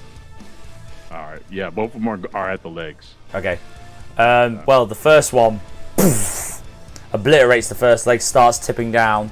So you then swing, ting, just miss off. He blocks it with the sword, and then you quickly swing on, bam, take out the other set of the legs. The PlayStation now just goes and slams down and is again considered prone. All right, so I gotta roll for damage now. Okay, go for it. Okay. 11 Yep. and 14. Yeah. Obliterated. Yeah, legs gone. You do kind of catch one of the arms as well with the swipe. So with that amount of damage, again, nothing, no effect to the main. No real effect. No real effect to the main body itself. That's Since he's prone, and he's trying to leave, can I roll for perception again? yes. All right. Come on. Oh my God. 6 again on 6. perception. I think I had 3. You're 6. looking. You can't. You're baffled by it. Like no matter how much you knock this guy down, he just comes back up. All attacks against him are just doing nothing. You can't work it out. All right. So, yeah. Sorry. Right, that's your go then. Takes us to the top. We go back to the dragon. frightened, so he can't. So he gets disadvantage on attacks against Joe. I did say he was going to move away, so he's going to start backing up out of panic. 5, 10. He's already moved, so Joe, you get an opportunity attack. Okay. Going with the halberd. Me? Or actually, let me hit him. Yeah, I'm gonna hit him with the halberd. Does for damage. 13 to hit. 13 to hit. Does not hit. Okay. Yep, so he keeps moving. So, Wait, does Frighten give advantage to attacks, or? say that again. No, it gives him disadvantage. It gives him disadvantage, so he can't get closer to you while he can see you or knows that you can see him, and any attacks against you are at disadvantage. Okay. So he's going to keep moving. He's going to take one. He's going to take one tail swipe at you, Kenny, just to knock you out the way. He's afraid of the other guy. Does a 18 hit? It does. Does. So that is he hitting someone else other than me? Yeah. Sentinel. Yes. Oh, Sentinel. Mm-hmm. Oh, wait. Yeah. Yeah, and you and he's at hit him disadvantage. so he can't move. Oh no, you didn't hit him. Sorry, you didn't hit him. He's frightened, so he can't. Hold on. He's on disadvantage because it doesn't say he has to attack the source. It just says if the source of the fear is within sight, he has advantage. Oh, it's disadvantage. It Oh, doesn't right. say- Oh, so I get to roll that He again has in theory then.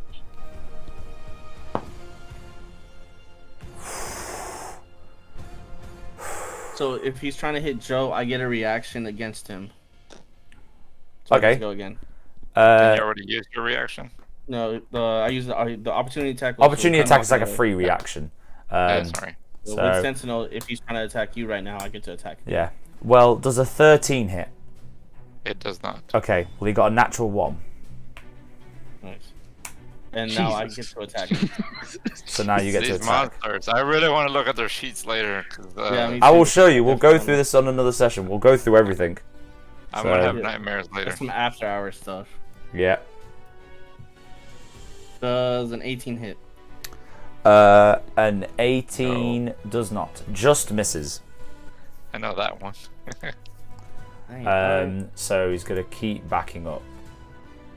okay. There we go. So yeah, Did I he's get flustered. Opportunity because he backed away. Um, If not, it's fine. yeah, he does actually. Yeah, in theory. Yeah. Opportunity attack. You get an Okay. opportunity attack. I On got a 14, so I know that doesn't hit. Void. No, it doesn't hit. I You get hit an his. You hit opportunity like a attack, or- meaty part of his thigh, and it does nothing. So You already got your opportunity attack. Oh Okay. yeah, there's one per round, right? Even if he backs up again. Well, no, he's not backing up again. He just backed no, up. it's, that's the it's, rest of it's his if they leave your Okay. area of combat. Okay. my bad. So yeah, so that's his go. So now that takes us on to Kenny. What do you want to do? Well, I got him on the ropes. And wait, before that, I take a moment to look at Joe and his new black leathery get up and be like, Joe, Goes up like, hey. did Evanescence dress you? What the hell, man? Is it Fallout Boy? Is this your grunge phase? Oh, Hey, look, jeez. look. I've been through some things, man. All right. You were gone. You don't know what happened. I guess. Alright, let me kill Alright, this thing. Hold on. Alright, I'm gonna go for it again. Okay. I'm gonna use another key point to attack multiple times. Alright, go for it. Alright, we got. Ooh, I'm liking these rolls. Alright, 17 I know doesn't hit. Nope. 17 plus 7 is 26, Hits. 23. Hits. Nat 20, well, 27. And then. Was that nat 20? One nat 20, 23, 17, and 23. Okay, so 3 of them hit, and 1 of them's a nat 20. So 1 of them's doubled. Yes. Okay. Come on, Kenny. What do you mean that's it? What do you want, buddy? How many times do you want me to hit him? Jesus. Is that Come on, it? Kenny. So Going that's up your for best, last minute. Okay. Alright, so one of them's double, right? Yeah, you double the dice, not the bonus. You double the dice. Yeah.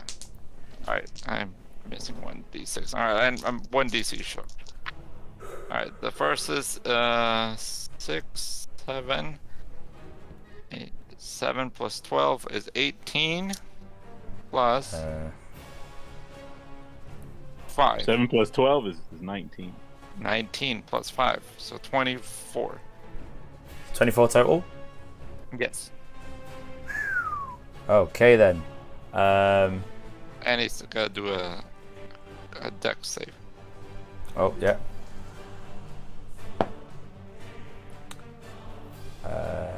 Dexterity save. 16? It's 13, so he passes. Ah, yes. Luckily enough, because I don't have any more legendary Wait, resistances. he did a saving throw? Yes. Oh, disadvantage. Yeah. Well, -4. -4. Wait. No, 12? that's the other guy. No, I have aura. Oh. He has an aura. 12 he fails. So 12 he gets fails. knocked back. He's pushed 15 feet and he is prone. Okay, so. Boof, boof, boof. And he is prone. Jesus. I'm still trying to work out the points. So, what was it? 24 points of damage. Yep. Total points of damage. Okay, so that would be.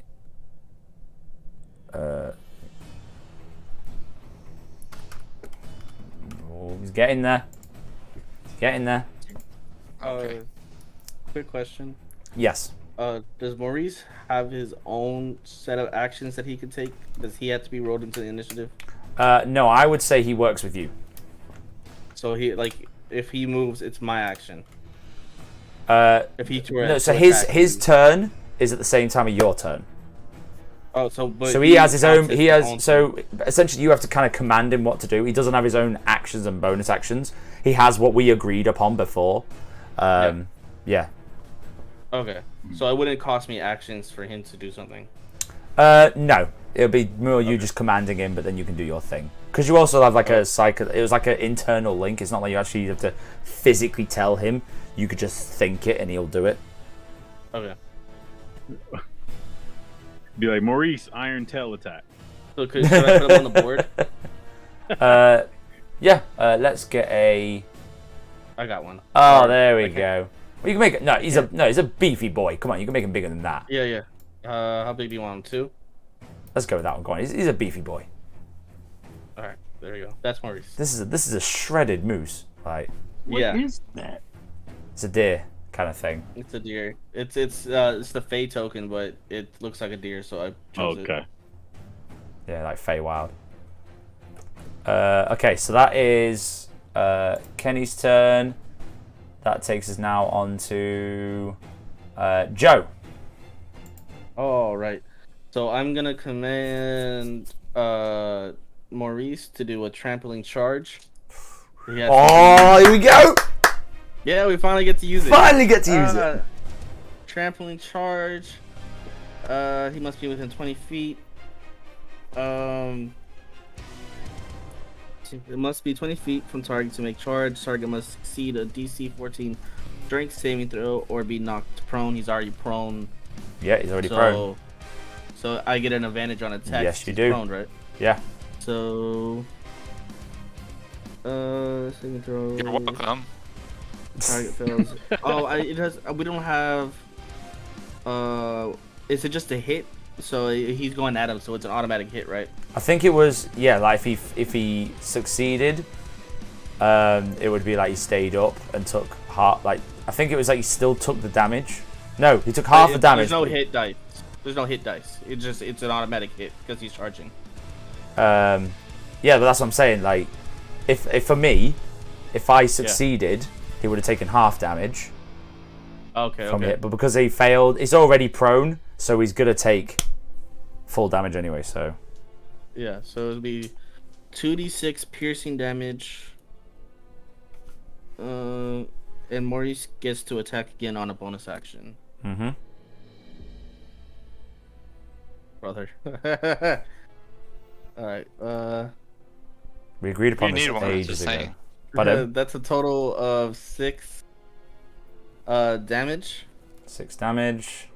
Mm-hmm. Even when you're awesome, you're mediocre. This is great. I know. Leave my horse alone. Awesome. That was Is- more. The some trampoline is charge the- was more the for him loose to. term. The trampoline charge was more for him to prone him, but he's Yeah, like, the idea it was more to like knock over your opponent and pin them down kind Yeah. of thing, like a. So and I'm gonna go ahead and use Maurice's bonus action to use his hooves to trample him. yep. So it's +6 to hit, and that's at an advantage, right? Because he's prone. Yep, it's an advantage because he's prone. Oh wait, that's wrong one. D12. D20. And I'm gonna roll that again because that was a 5.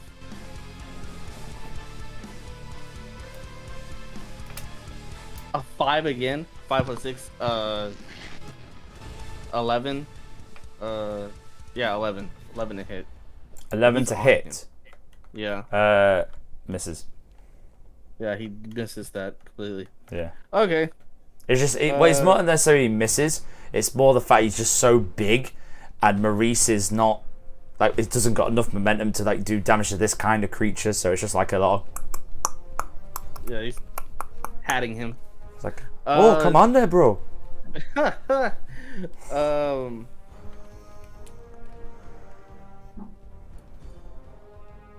Okay, so I'm just gonna do a halberd attack.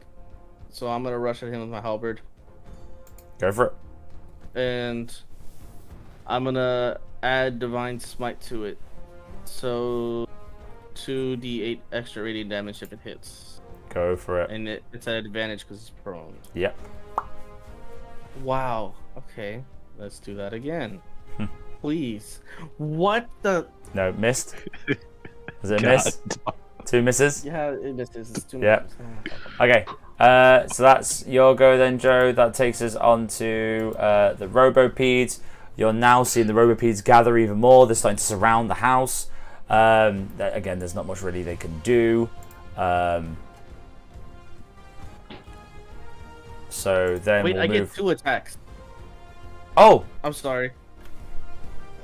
I'm sorry. while this is happening, the Robopedes are now surrounding the house, and I'm so sorry. That's Let's right, do go that for it. again. come on, Oh, Joe. wait. Wrong one. I don't count that one. Oh, I wish I could have counted that one. Oh, wait, okay. Okay, so that plus 5. 20. 20 to hit. 20 hits. Alright. Let's go. Come on. 16 damage. 16 damage. Plus the rate divine smite, which is let me go down to it. Divine smite. I use a spell slot. 2d8 extra radiant damage, and plus 1d8 for each spell. So I'm gonna cast at a 2nd level. Okay. And that'll be 3d8s. 1, 2, 3. So another 14. So 16 plus 14. That's a total of 30? 30 damage. Hold on, just try to work it out. Glad I remembered that 2nd attack. If you do a kill steal, I'm gonna be so angry at you. Just saying. This KS stuff. I don't play with it. I'm not trying to kill still, but if I do... All right. He's looking rough. He's looking Okay, very he's still rough. there. Been He's telling now us this for half an he's hour. now got wires sparking out. He's got plates broken off. He's got like a twitch. He's like fused at one side. He can't fully move it. It's like so he's looking rough. I see you laughing there. So that's Joe's go. Then that would be the Robopedes, but the Robopedes don't have a go. So that'd be the Lava Rock. I'm gonna kill still with a javelin from the 2nd floor. No, I'm playing. So I want to go for his arms now. Also. Okay, go for it. Yep. Let's see. So with the battle axe this time, I'm gonna go for like I said, both arms. Mm-hmm. So first one's a 18. Hits. Second one's a 19. Hits. Yeah, I guess I still got a third one for no reason. It missed anyway. It's a 12. It's a 12. Hits. Yep. So I'm gonna roll for damage, I guess. Do I need to roll for damage, or this isn't doing anything, right? Roll damage just to see. Just roll. Yeah, just roll damage just to see. Okay. 11. 6 and 11. 11, 6, 11. First one. Left arm goes. Next one. The other arm goes. I now need you to make a wisdom saving throw. Okay. 40th Why time am is the I charm. Why? Or What is it? Why? I got a 2. 2. You start getting carried away, and as you're going through this and you're fighting and you're finding your groove, dark smoke begins to appear by your feet and around your hands.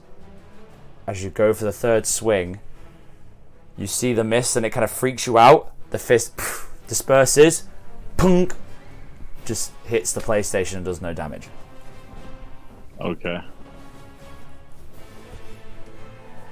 Was that my dark smoke? That is a dark smoke that is familiar. From the PlayStation? No, from you. That is from me now. From you. It looked familiar. Okay. Got you. Let's see. Any other bonus actions? But yeah, no, now the that's PlayStation is just sat there like ding ding ding ding ding. And he has no arms and legs now. Nope. All right. Yeah, I'm good where I'm at right now. Okay. Yeah. All right, that's gonna be your go then. We'll go back up to the dragon. So the dragon. Hey, there's the moose. Look at it. That is beautiful. Love it. You're Hi such there. a great artist, man. Oh, yeah, no. I did that in 2 seconds. You picked a good one.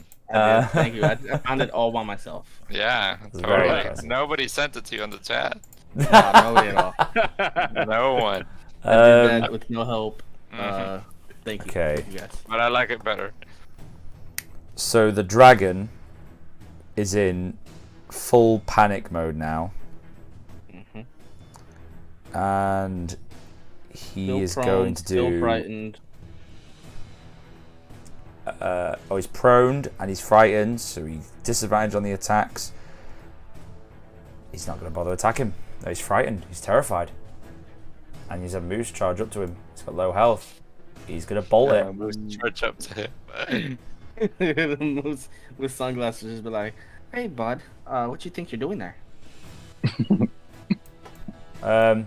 Maurice gets an opportunity attack. All right, Maurice. Oh my god, if the moose kills that, I'm gonna be so angry. I'm gonna just quit right now. Nope. Oh, hey, bud. I just killed the dragon, eh? So what am I? I would say just roll a flat d20. Flat D20. I don't have anything to add to hit. Well, it No, moves, just roll a melee attack. Just roll a Plus flat 6. d20. I wouldn't use the melee attack. Oh yeah, The melee plus attack 6 then. to Yeah, melee attack. Oh my god, he could actually do it. 12 to hit. 12 does not hit. Do I get advantage because he's frightened, right? No, Or- it's he has- disadvantage No, attacking sorry. you guys. So Yes, no, yes, that yes. doesn't No, hit. he's prone. He's prone, isn't he? No, he Yeah, got but up. he spends half his movement to stand up. Half his movement to stand up. Half Okay. his movement to stand up, and then he's bolted. So actually, Okay, he never would be I really want Maurice to There. kill him. No, but he bolted. So, well, yeah, he would have stood up first, then left. Yeah. So, anyway, that's the dragon. That leaves us to Kenny. What are you gonna do? You're gonna die, is what he's gonna do. Hope you Let's win see, all your one. shots. I want to kill. Yeah, so I'd make it 40. Alright, we're gonna go attacky time. Alright, we are gonna use the last key point. Well, not last, second to last key point. Here we go. We got 10, 19, 22, and 21. Anything 19 and above hits. Okay, so 3. Cool. Oh. Is he All gonna right. do it? So 5, 6, 7, 8 plus 12 is 20. 20? Yes. He is looking very rough. No. Very, very rough. Oh man. No, you deny Very me. rough. You blue dicer. You tease. Well, he still had to take his dex save. Oh check, yeah, whatever. dex save. 13. That's 7. Damn it. He Oh, failed, well, so it's he's 7 pro. minus 3. Oh, it's 3. Oh, that stupid moose is gonna kill him. Oh, god damn it. He's prone and push 15 feet Oh, push 15 feet. and prone, yes. Ah, Turn. god damn it. Stupid Canadian moose. Ah, You're why like did you racing. deny You're like me? now racing against the moose to try and get there first. Like no. And I don't have enough key points to make the other one above 19. Oh, god. So that's your go then, Kenny. That takes us to Joe. All right, Maurice is gonna run up. He's gonna use his full 60 speed. You run those beeps, because I got You a could lot do of this. them for You you. could actually do this. Oh, he's gonna attack with his hooves. It's gonna be +6 to hit with advantage. Aww. Nat 20. 14 plus 6, 20. 20 hits. 20 hits. All right, and then it's gonna be 2d6 plus 4.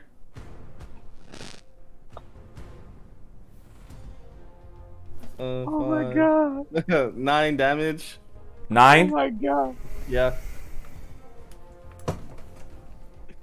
Do it, you British bastard. Don't fucking do it. What does that do? As you watch Maurice charge up and Ah. drive its antlers inside this creature, you feel it wail out.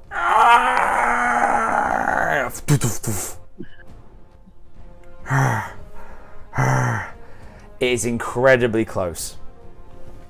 I'm gonna shoot it. You're gonna shoot it?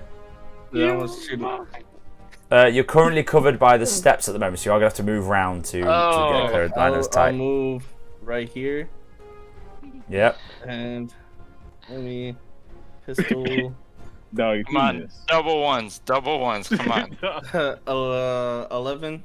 Take your half an hour turn and 11. miss everything. 11 doesn't hit. Alright, and one more time. No, didn't hit. 10. 10 does not hit.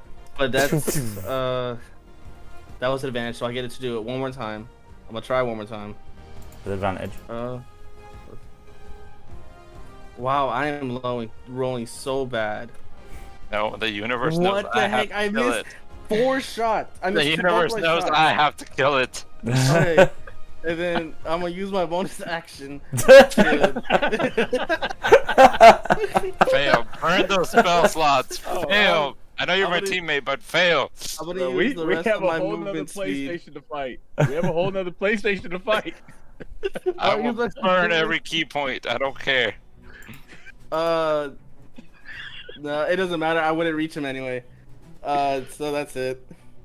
Are you sure you don't want to throw anything? I want to tempt you because he is Oh, incredibly. God. I I'm am. gonna throw my halberd. I'm gonna throw my halberd because it doubles as like a spear. Yeah, what's the throwing distance?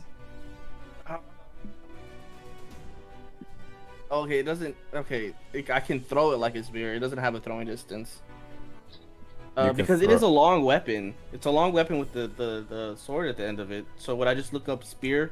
It'll be like a spear. So you would have round. range would be. Let me work it out. 5, 10, 15, 20. You would be in range. I would be in range. You would be in range. So I'm Any further and it would be at disadvantage. But you're in range. Oh my DM. Oh my god. Come on. Yes, 23. 23 hits. Hit a hit. Wait, what's the bonus? 18 plus 5. Plus It's 5? to hit. Plus 5 to hit, yeah. Plus 5? So, as Maurice And- digs his antlers in, and you see him scream, he's like, like drawing round. Kenny, you see this moment. You come charging up, ready to do the final blow. Before a halberd goes shooting past you. As you're about to take that final punch, a halberd goes slicing through the throat, cutting off the main power cord. The dragon is dead. You piece of. First you hear 4-minute shots though. Yeah. Ping, ping, ping, ping, ping. God. So I threw my halberd. Damn it, man. God.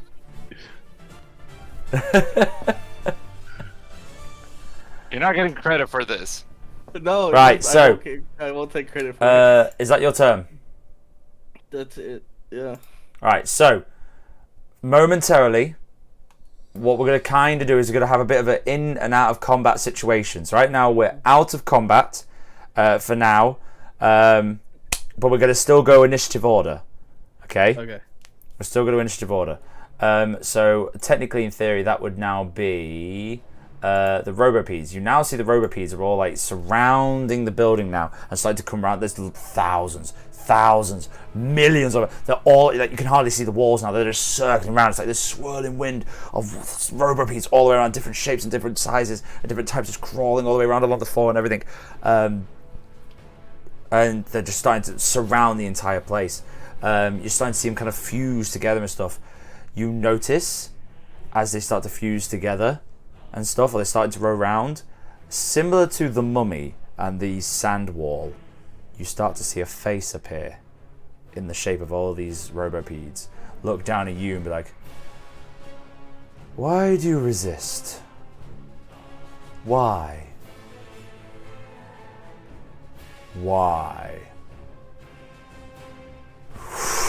And then it keeps going back. So that'll be that turn, and then we go to Lava Robot. What are you doing at this moment? I mean, he's prone. I can't. I guess. He's prone. He can't do anything. Yeah. Can't do anything. Let's see. Can I? This is gonna Hail Mary too. Can I try to intimidate him and telling me the secret? Well, that's dead. Might as well not use it.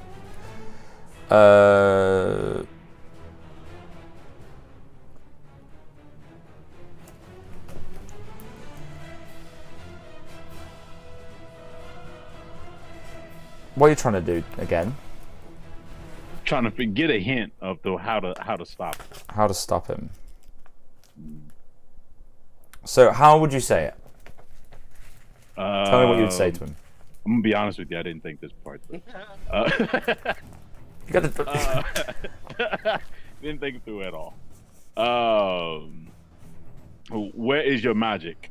What is your source? Roll a persuasion check.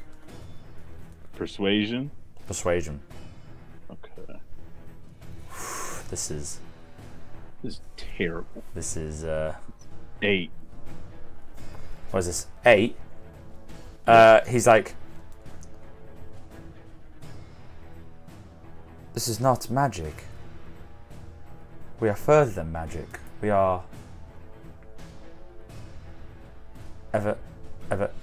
evolution.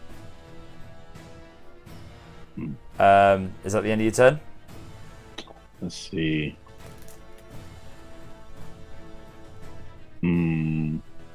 Yeah, that's the end of my turn. It's the end of your turn. Let's see. At the end of your turn, he's going to use a legendary action and recast Recall. So all the centipedes that are swirling around this house now, some of them come swirling in, some around you and rush past you, and quickly they come back into the arms and come back into the legs, and he gets back into his right position. So he's now back to being stabilized. Okay. Yeah. So that's the end of your turn. He's now fully stabilized. That's the end of your go. So now we go back to the top with the dragon because the dragon's dead. So we go to Kenny. Kenny, what are you doing? I asked Joe, what's going on up there? Do we need to go help? Okay, but look, here's the situation that I can put together. The PlayStation has gained sentience, and he is a giant monster at this point. Lava Rock is holding him off as best he can, but in the moment of battle, I saw a tether towards something outside of the room, and I'm thinking maybe it has something to do with the Wi-Fi. A communication device? Yeah, we thought that they might communicate somehow through each other, but we never could figure out where. It's got to be the Wi-Fi. I mean, that's his whole thing, right? Is that he's connected to the internet? I don't know what Wi-Fi is, but whatever. Will we know what Wi-Fi is? Oh, say that again, sorry. DM, will we know what Wi-Fi is? Make... Or am I jumping? I just called it their connection magic or their speaking magic, but sure. Because we've been around a long I would have said you would have heard the phrase Wi-Fi. You would have heard of it. Yeah, you would have known of, you heard the humans speaking of Wi-Fi. You'd heard such phrases as, the Wi-Fi's out, I can't connect to the Wi-Fi, what's the Wi-Fi password, stuff like that. Okay. For our previous off-screen moment, when we were looking at maps and stuff, do we know where the Wi-Fi is at? When I was with the... I would say make a perception check. Would I make one too? No, this is for what we did. We discussed this before. This is why he was away on his own thing. Alright, dirty 20. A dirty 20. So you're looking at the maps, and you're looking at all these maps that you've got. You've got blueprints, you've got Google Maps, you've got all these. They've just pulled along maps. Right there. And you look along this, you notice on the inside, strangely, you notice a box. Right there? Here. Okay. So you notice somewhere on the blueprint, there is a box there, and it has and it had the code name Wi-Fi. I tell Joe, I think we have to destroy that box then if you saw the connection, and I point to it. Right. Can we go do that? I would say that would end Kenny's turn by now. For you two both to have this long discussion. Yeah, no, I get it. So I would say that's your turn. You've had your discussion. So that's Kenny, then Joe. So next would be the Robopedes. The Robopedes now, after the recall, are going to now rush towards the PlayStation now, and you now see the Robopedes surrounding the PlayStation. The arms become bigger. He's now got 2 bladed arms. You see more legs, now 6 legs, 3 on each side. You see these Robopedes now surrounding the PlayStation. It starts to build more of a form. Now going less humanoid, more into a kind of a creature based with multiple legs and arms, but it's now starting to surround the PlayStation a bit more. You can tell it's started to kind of learn from its surroundings, and it's made itself a bit more durable. So that's the Robopede surrounding that. Lava Rock, what do you want to do? Oh no, sorry. PlayStation is first. So the PlayStation is going to leave the room. He is going to join the other map. Do I get my attack of opportunity? Yes, you do. Okay. Please do something. He's coming after us. Well, all right. I ain't afraid of no ghosts. Great axe. Stop attack of opportunity. 16. 16 does not hit. Oh, okay. All right. And now it has more legs. It has increased its movement speed and size. So it is now coming down 5, 10, 15, 20, 25, 30, 35, 40, 45, 50, 55, 60. And you guys see this now for the first time. This is new. This is like even Joe. This is new to what you were seeing. This is kind of taking on more of a form. More of these creatures are now rolling around the PlayStation and starting to give it a bit more of a tougher form as it moves faster. And it's looking around, and it's looking and it's just like kind of watching and still kind of testing out its new form, and it's doing these weird kind of movements and shapes and gyrations and stuff as it's trying to test out its new kind of now found formed strength. So that's going to be actually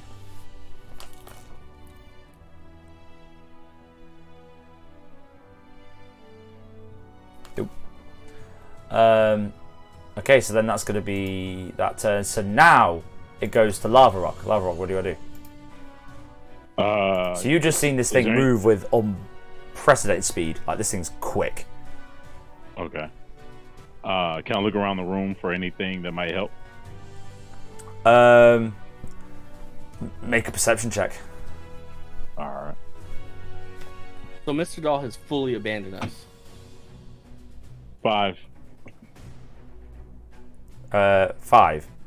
No, you're looking around. You've just seen this guy past. You've got all these creatures now swirling around you. They're kind of blocking off everything now, so you're really kind of lost. What was it you said, Joe? I said Mr. Doll has completely abandoned us, huh?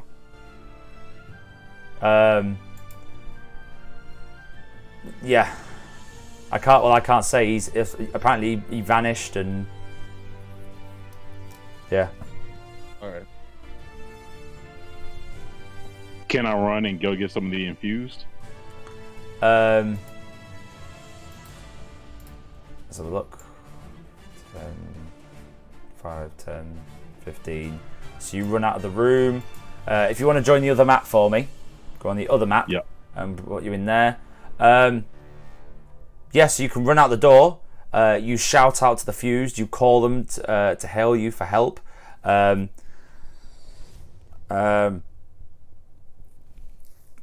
So you shout them for help, and you hear a familiar voice go, "Oh, what was that? Oh, Lava Rock! Oh, it's so good to see you. We got a surprise for you. Come on, boys!" And immediately, an entire army of the fuse comes rolling out. Literally tens, hundreds. All these toys come rolling out. I'm going to represent them by this. But essentially, you have at the top of the stairs, you have now you see them charging down an army of the fused, and they're all at the top of the stairs. Earl, you gotta come join this map. It's come join our one now. The one that was for Brother Humble only. Yeah. There we go. Here he is. He's put himself in. How do I resize it? Click on it, and then there should be a size bar. So. Oh. Yeah. That makes sense. There we go. So you're at the top of the stairs now. So you see an entire army. and on top of one of the refused animal creatures is the beloved Donny Doll, riding on top, one hand behind his back, arms up, along with the plastic green toys riding on top of these other creatures that have been fused together, like lions and tigers and elephants and rhinos. You also see riding, standing on one of these large rhinos, not sitting down, standing, one staff in the air, hand on the reins, Barbie riding alongside, charging down, all at the top of the stairs now. This huge army is now surrounding you. Is there anything else you want to do? Because at the moment, all you've done is move and shout. That's all I did? Okay. Yeah. I would like... So there he is. Yeah, I'd like to throw my javelin. It has a reach of 120. Okay, and what are you aiming for again? I guess his legs. Legs? Okay. So make an attack. All right. Nope, it's 16. 16. You throw your javelin. It gets hit in the leg and just gets torn away. So you've now lost the javelin. All right. I'd like to throw another javelin. Well, 2 more. Okay, go for it. What do you have? I have 4. It always baffles me, like, you think of all these things in your inventory. Where do you carry them? Yep. Just there, like, walking along, javelin, sword. It gets even crazier when you get a bag of holding. Oh, yeah. Well, the bag of holding makes 1 sense. more. Yeah, it's a 19. 19 misses. Yep. So you throw 2 more. Just get shredded as they enter. Dang. It appears it's a lot harder to hit now. So that's your go. Yep. Going back to the top would be the dragon. Nope. So then we go to Kenny. Kenny, what do you want to do? You're now seeing this creature, and it's massive. It's actually increased in size, so it needs to actually be bigger. I'm a book it for the Wi-Fi. You're Actually, how fast is Joe's pretty fast now with it. He can write his moves, right? I was just about to say my moves, but I have to wait till my turn. Yeah. But the moose moves 60 feet. Yeah, the moose moves 60 feet, so it can get there in about 3 turns. So we can hold it off for like 3 turns. Jesus. Okay, no, you hold it off. I think I can get there faster. How fast is your movement speed? 45 plus dash. I Plus move dash? 90. Yeah. You can move 90? Oh yeah, you Yeah. get there first. You can get there in 2 moves. That's. I'm gonna dash towards the Wi-Fi. Okay then. So you make your way towards the Wi-Fi box then. 30, 60, 70, 80, 90. Okay. And So that's yeah. action. That's speed and action. Yep. Monks, dude. Monks. Monks can move. What? Yeah, I'm beautifully perfect, of course. Oh, I can paint. Hold on. I forgot I can do this. Yeah. So the box is like here. That's a wonderful modem. I thought it would do a Yes. square. Okay. You can do a square. No wonder the Wi-Fi is possessive. That's their modem. There's a square right there. Here, you want me to do it for you? I can do it. I can do it. I know Look, how to there do you it. go. I can draw a Square. square. All right. My square. There. Get your square out of the way. Get rid of your You square. can change the color too if you want. I'm happy with Actually, that. I'm happy those with are the color. rectangles, Let's not squares. focus on the color, okay? Let's focus on the giant PlayStation help. that's about to come and kill you all. I'm trying to help. Let's head right. Sorry. Don't So what? steal You? somebody else's kill. Jesus. Stop drawing rectangles. So do you have any bonus actions you want to do, Kenny, or is that it?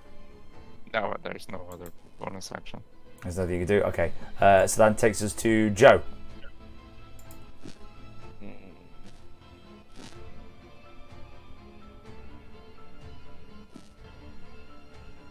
Joe? 1 second. Oh, he's thinking. He's thinking. Alright, this is what I'm gonna do. Alright, I'm gonna run up on him, and I'm gonna use my full 30 feet to run up to him. And I'm gonna attack him with my halberd and cast inflict wounds.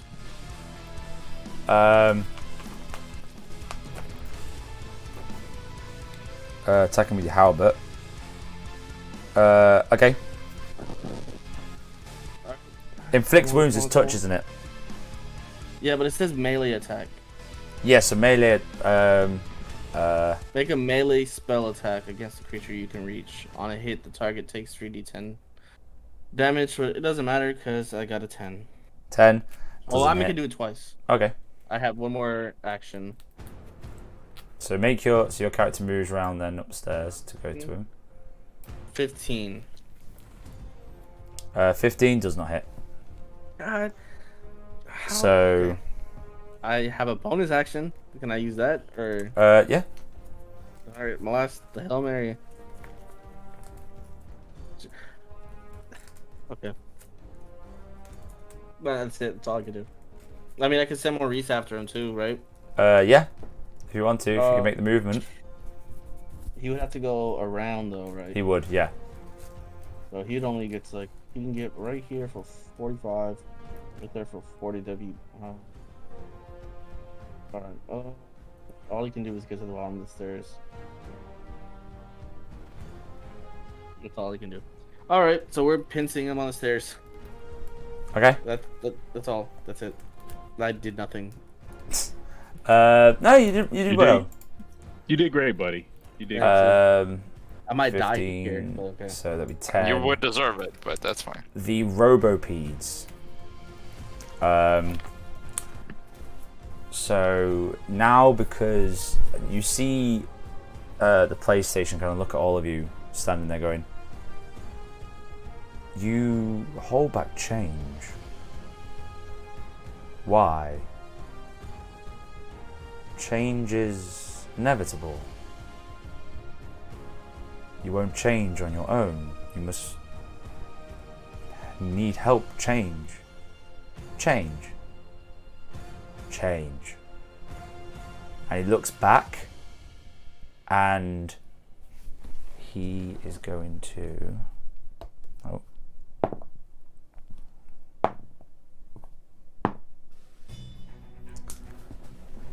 So with the robopiece surrounding a room, you see them now close in and swarm over the back end of all the fused, and you see an entire platoon wiped out.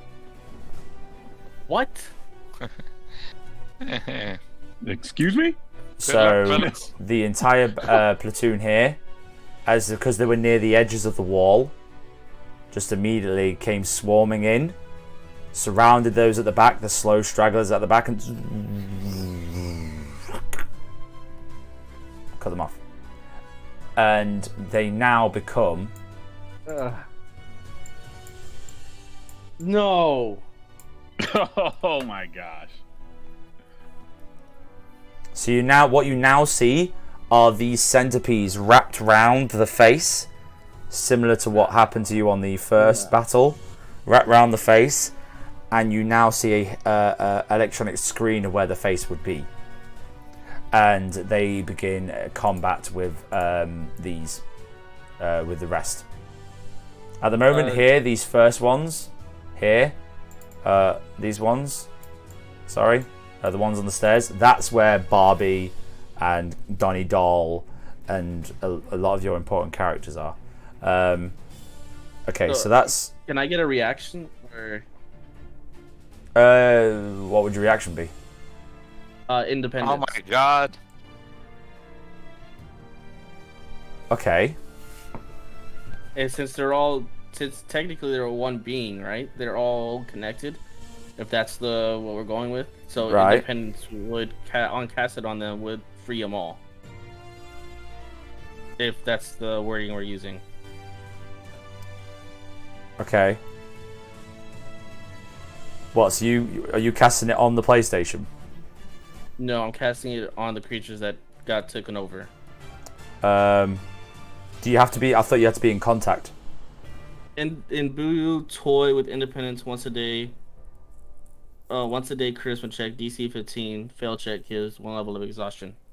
That's all that's written. That's all it's written. Okay. Yeah. So you So essentially, what I meant by it was it's a vocal. That's why it's like charisma. It's a vocal component. So, what do you say to these to fight to try and give them their independence again? What do you shout to this group here at the back?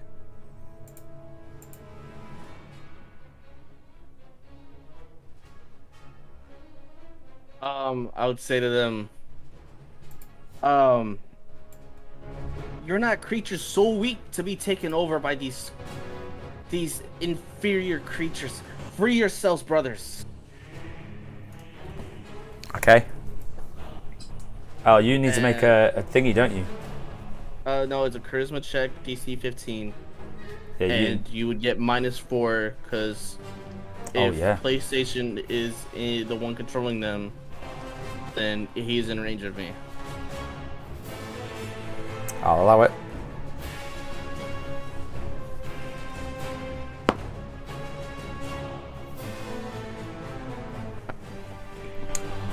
So you see, as you shout this out loud, as you bellow your voice, smoke begins to bellow from your feet and out and around you as dark, smoky wings seem to appear and aspirate behind you. As you start taking this kind of like very authoritative figure, the PlayStation just looks at you and is curious. Tilting side to side, still moving its body, getting used to everything. You then notice the same black smoke start appearing around the feet of those that have been taken over and start to seep its way into the technology, and the robots start to twitch and curse and explode. And this is no more. So you've successfully blown up a section of them. However, them broken ones are then replaced with brand new ones and then swirling around the room. But you have successfully got your group back. But however, they have taken a beating though. Okay. They have taken a beating from it. Is that your go? That was a reaction, so that's... Oh yeah, that was just the Robopedes, so next would be... Right. Okay. Next is the PlayStation.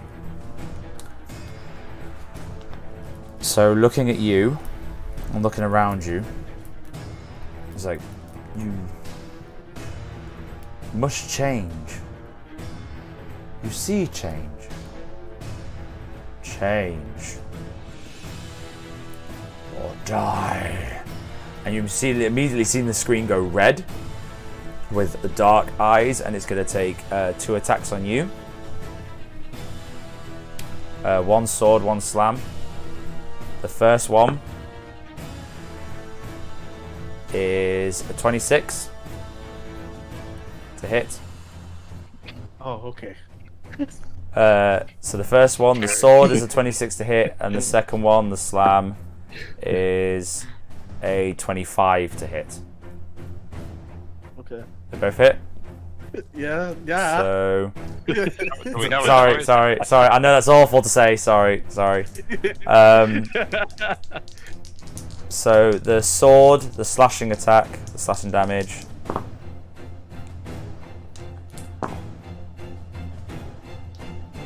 $17 points of damage. Altogether? Just for the first one. That was so much hope in that question. Yeah. And the second one. Together, right? Right. It's like a Star Wars meme all together, right? And 12 for the second one. I was doing the same thing. 12 for the second one. I'm down. You down? I'm down. Right, you all see as he comes along and goes, and he kind of picks you up with the sword as he swipes up and then slams you back, and you just see Kenny, sorry not Kenny, you see Joe falls the stairs down. Oh man. I'll teach him to lighten up. Jesus. Wow. So that is going to be, and then with that, he's going to continue to move. Is Maurice still around, or is Maurice gone? No. Oh, yeah, Maurice Maurice looks at you and goes, buddy. Disperses. 15, 20, 25, 30, 35, 40, 45, 50, 55. I'd say that's 60 there. Yep. Get to You the held bone, him off. please. I tried. Lava No, rock. I know. You would have taken 3 turns. Lava rock. It's your go. Taking 3 turns. What was that? Lava rock. It's your go. Okay. And I'm the healer. We need a healer. You are the healer. Jesus Christ. All right. I have 1 key point. I don't have enough for a bunch of stuff. Oh man. Okay. Let's do this then. When you take the dash action, you gain extra movement for your turn, and increase equals your speed after applying any modifiers at the speed of 30, for example, 60. Okay. I'm gonna have to do 2 dashes. Okay. Wait, I Cause just one. Can you do a dash? Is it dash? no. I think you can only take that second Another action action. if the first one is an attack action. Oh. Oh, okay. See what I mean? Okay. Yeah. I see what you're saying. So that I can move and then I can do a dash, but that's it. Yeah. So you can. So you basically could double your speed, and then all you have is a bonus action. And then all I have left is a bonus action. I will say as well, as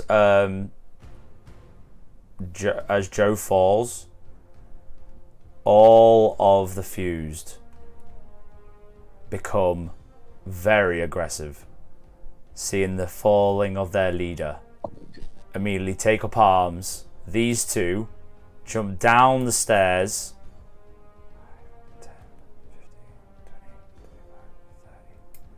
Like, they didn't even bother going down the stairs, they just leap. Hmm. And these go down the stairs. There, so the leading group there come charging down, full aggression. An army. Sorry. Okay. What are you doing, Lava Rock? Oh man, how do I get over there? What do I do? I guess I'm gonna have to do what I said I was gonna do, and just yeah. I'll do a full movement of 40, and then another movement of 40. All right, do your 40 then. Do you want me to do it for you? Yeah, go ahead. Okay, so there. 5, Actually 10, depressed. 15, 20, 25, 30, 35, 40, 45, 50, 55, By what? How 60, quickly we die? 65, 70, 75, 80. Woo! So your bonus action now, just a bonus action. I have my bonus action now. Okay. I mean, if you can throw anything. I think I can actually. Let me Oh. see. Yeah, I could throw my hand axe. How's your distance on your hand axe? 60 max. 60 max. So that'll be 60, but then you've got disadvantage if you want to throw any further, I think. Okay. Yeah, I'm within. Looks like I'm within 20, 20 10. 30 feet. Well, are you throwing at... Who are you aiming at? Or what are you aiming At at? the PlayStation. At the PlayStation. Oh wait, I wasn't even thinking. Yeah, thank you for that. How far is the Wi-Fi box? 5, 10, 15, 20, 25, 70. 30, about 45, 50? Lewis, you can use the ruler, remember? Yeah, but that's counting all the small squares. Square. I'm doing every 2 squares. Oh, you're doing every 2? Oh, so Every 2 squares. 70 divided by 2 would be 45. Yeah, right. Yeah, 40. No, it'd be about 35. Yeah, 35. About 35. 35, sorry. Yeah, All right. 35. Yeah. Yeah. I'll throw the hand axe at it. You're throwing at the box? At the box. Right, this is a difficult throw. Okay? Okay. So you need to make a basic attack. Yep. Okay. All right. Here we go. 19. Roll damage. All right. 9. 9. Yep. You hit it, and you see it spark off. You see a lot of the robot start shaking. Alright, and twitching. But it's still functional. Bet. But it's looking in pretty bad shape. So that's the end of your go. Now we go to the back at the top. So it's the dragon, but it wouldn't be the dragon. So next would be Kenny.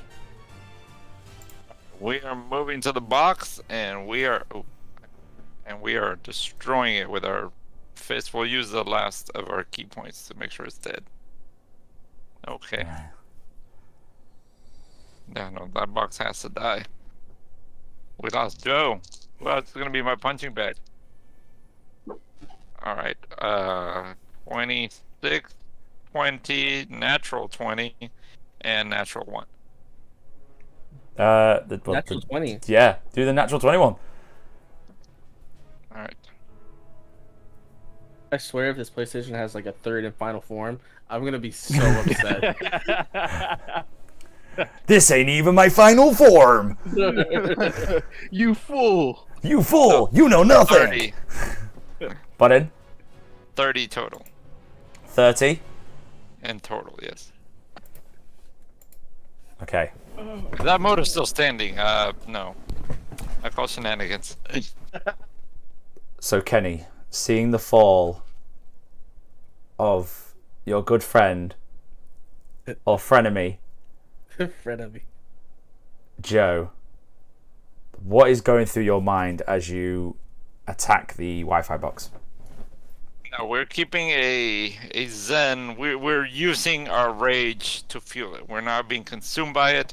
It is white hot rage fury. We're just punching through it, like in the movies, is this where it punches and everything vibrates? That's what we're doing as we punch it. Make sure it's destroyed, and Joe is not dead in vain. Because as much as we like picking on Joe, we're angry about it. Okay. As you're punching away, Lava, you're just seeing Kenny go to town on this box, destroying it, smashing it, taking it part by part. You notice around you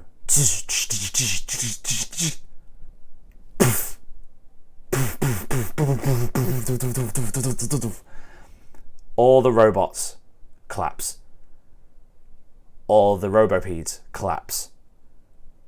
All the robopedes around the PlayStation collapse. The PlayStation just goes do. Falls to the side. It just looks at you and goes, Where?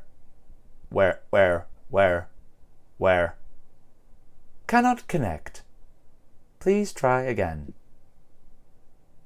Cannot connect. Please try again. And it's just stationary, and it's strangely quiet. What do you guys do?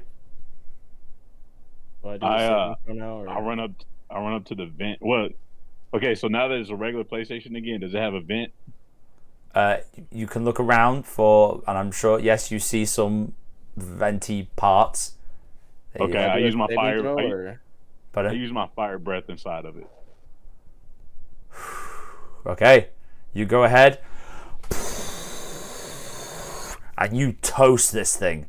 You start seeing the inside of it just starting to melt away, and you hear it going, please try again.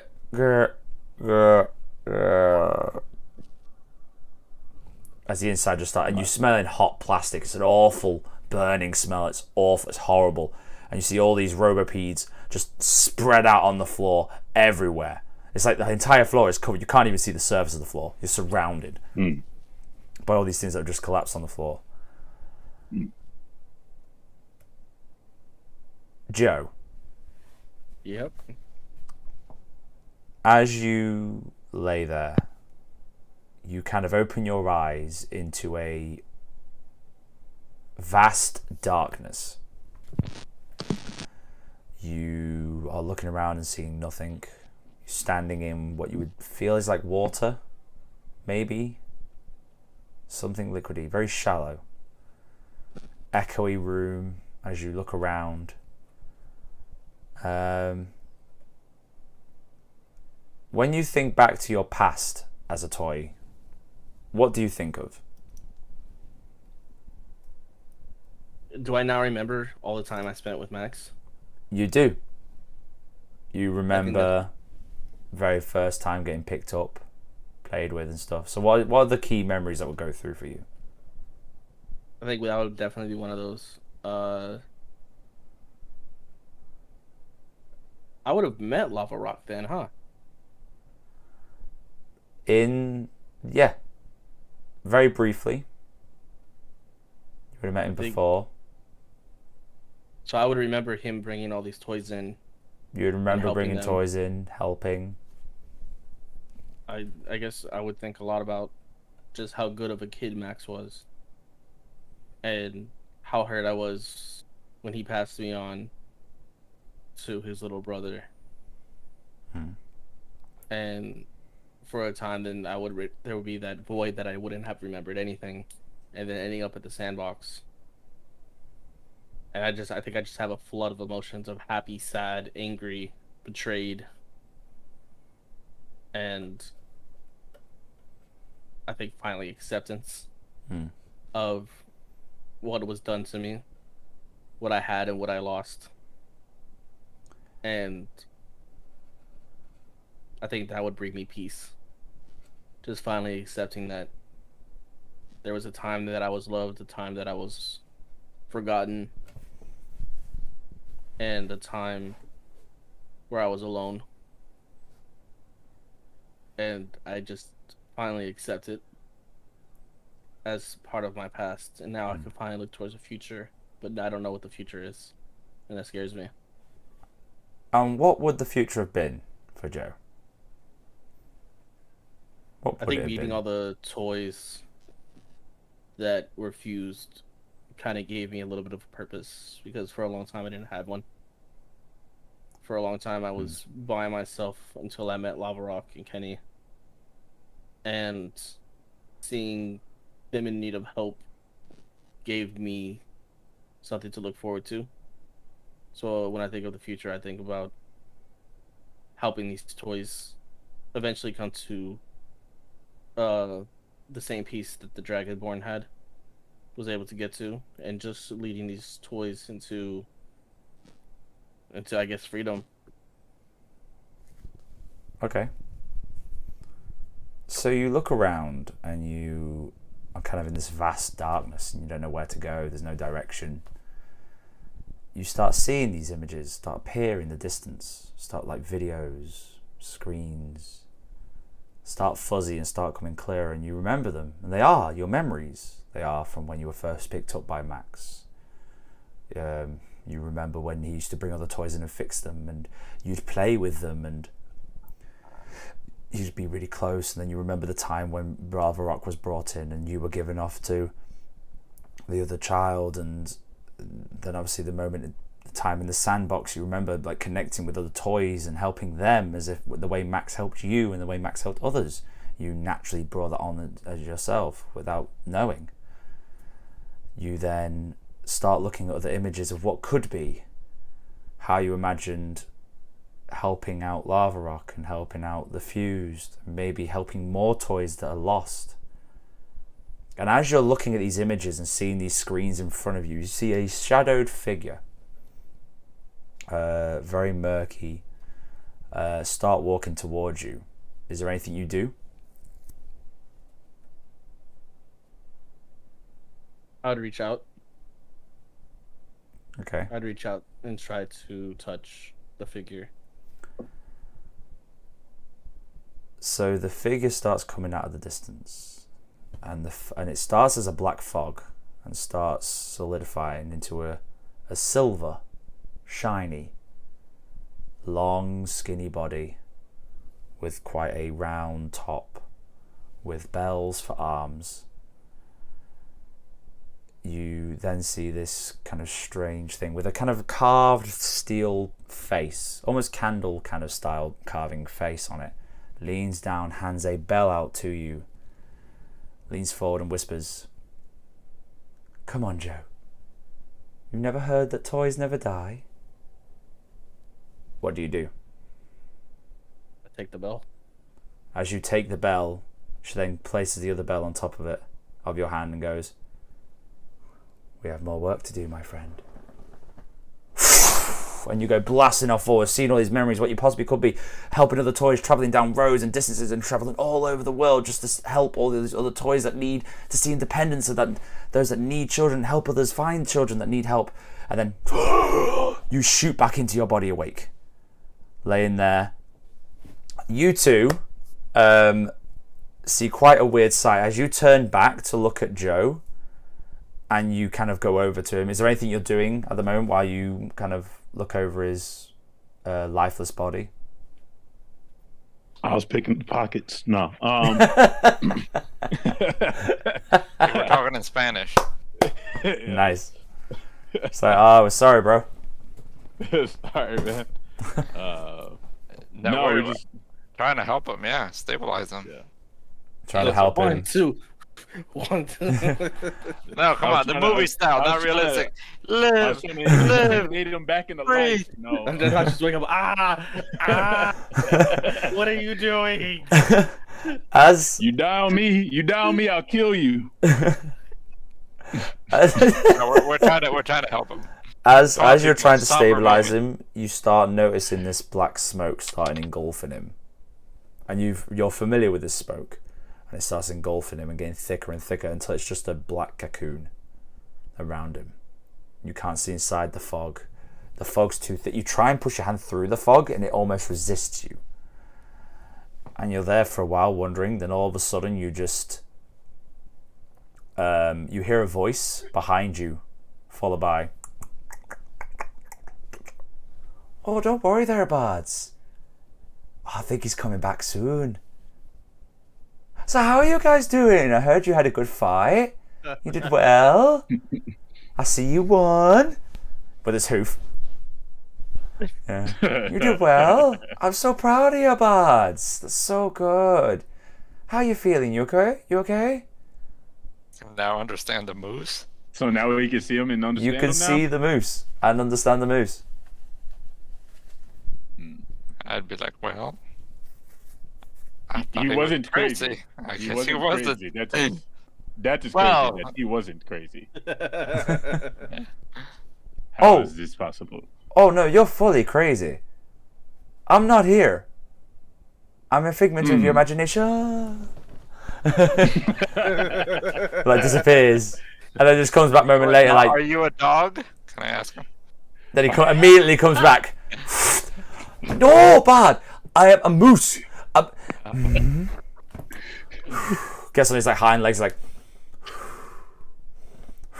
Just remember your breathing. Just remember your breathing. I am a moose, not a dog. Very funny. Ha ha ha. For goodness sake, Joe, wake up! And he slaps the case, or this fog. The moose disappears. The fog disappears, and you come rocketing up. And you two just see Joe launch up in front of you. Oh. Hi, guys. I look at you shoot up, and they're just there, like, cool. Took your time. Knew that was going to happen. Oh, did you? We won? We won? Yes. We sure did. Oh. Yes. I did Is it everything. over? Well, It's over now, huh? hopefully, at least for now. Yes. And with that final note, we will finish this campaign of Modern Toyfare. Hey! Oh my god. Yes. Ah. Yes. Oh my god. Great. Yeah. Yeah. We're all in intense. shock. Oh my No. god. Oh my god, that was gonna be brutal. I'm not gonna give too much away. We won't discuss much tonight. Okay, so here's the plan. Next week, next Sunday, instead of a session, what we're gonna do is we're gonna do an after-hours session, just a simple after-hours, and essentially, this is where all the players and anybody else that watch this can ask me questions about the campaign. We can ask each other questions just to find out as much information. You can hear all the background and stuff. You can get little information on how the characters were made. That's just basically going to be your information, catch-up session. We'll also discuss like what everyone's doing now after the campaign, like what their players are doing, what their plans are. So real quick, yeah, brother, you're on call Sundays, right? Yes, but next Sunday is 4th of July, so. Oh, you're free next Sunday? it's 4th of July, isn't it? Yeah. Mm-hmm. The day you beat us. All right, I was just wondering. I just wanted to make sure we could all be there. I heard that. What do you say? You beat us. The day we beat you, yeah. Yeah. We're gonna talk about the day we beat you. On the day that we beat you. Yeah. God, I'll tell you what, it was close. That was all a dream. You haven't fought them yet, and you died. Yeah. Yeah, that's pretty Psych much. Act 3. Remember that? Remember that part where you on the long? Oh, Yeah, that's the dream PlayStation comes back to life and stabs you all like an octopus. Like, dead. But yeah, so thank you. my- Sorry, we misdelivered. Here's the Xbox. Oh, you thought you defeated me? You haven't met my older cousin. So yeah, thank you very much. One thing before we go then, I believe Mad Minds has something he would like to announce. We could talk about it more on the after hours. Yes.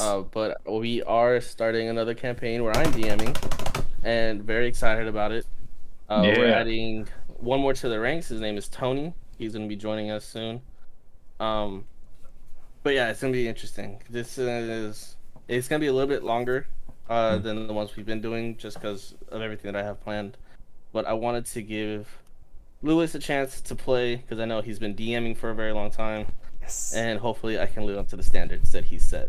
You definitely will. You definitely will. Don't say that. Don't say that. Don't encourage me too much. All right, you're gonna suck. Yeah, that's what Under promise and over deliver. Yeah, don't over promise, don't over deliver. Yeah. I'm gonna try, but I'm putting a lot of work into it. I'm commissioning for maps and music, and or I'm using his music, and I'm commissioning for maps, and hopefully it'll be a little interesting to see what everybody does. It's gonna be amazing. It's gonna be so good. I'm so hyped for it. Don't be too hyped. Yeah, it'd be cool. Yeah. It's not gonna be. Something to do. It's gonna be called Arium Beyond the Door. Is the name of the campaign. Nice. No, that's the wrong kind of music. So there You are needed doors. dramatic music for that There one. are doors. Every door you go through, be wary of. Yeah. But yes, so we're super stoked for that one. We're looking forward to hoping maybe if we have Brother Humble back with us for some of them sessions. We don't know if you'll be able to come back, but we really appreciate it. We did talk about that. It's gonna be bi-weekly, Yeah. so we're gonna do it on the days that he's off, Sundays. Yeah. Oh, excellent then. Even better. I thought I mentioned that to you. Yeah, you did. I just wanted to just double make sure, because I always tend to get my information wrong. So yes, the way that'll work then is, we'll probably do it then every 2 weeks, and then in between them we'll do an after-hours session. So we'll talk about the previous. We'll talk about the previous thing. So you'll talk behind my back. Got it. Cool. Well, what I was thinking is that you said you're on call those days, right? No, it's fine. I'm messing with it. Yes.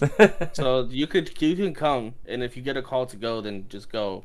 Yeah. But so that way there's no obligation for you to have to be there. So you can show up and talk with us, but if you have to leave, you can go.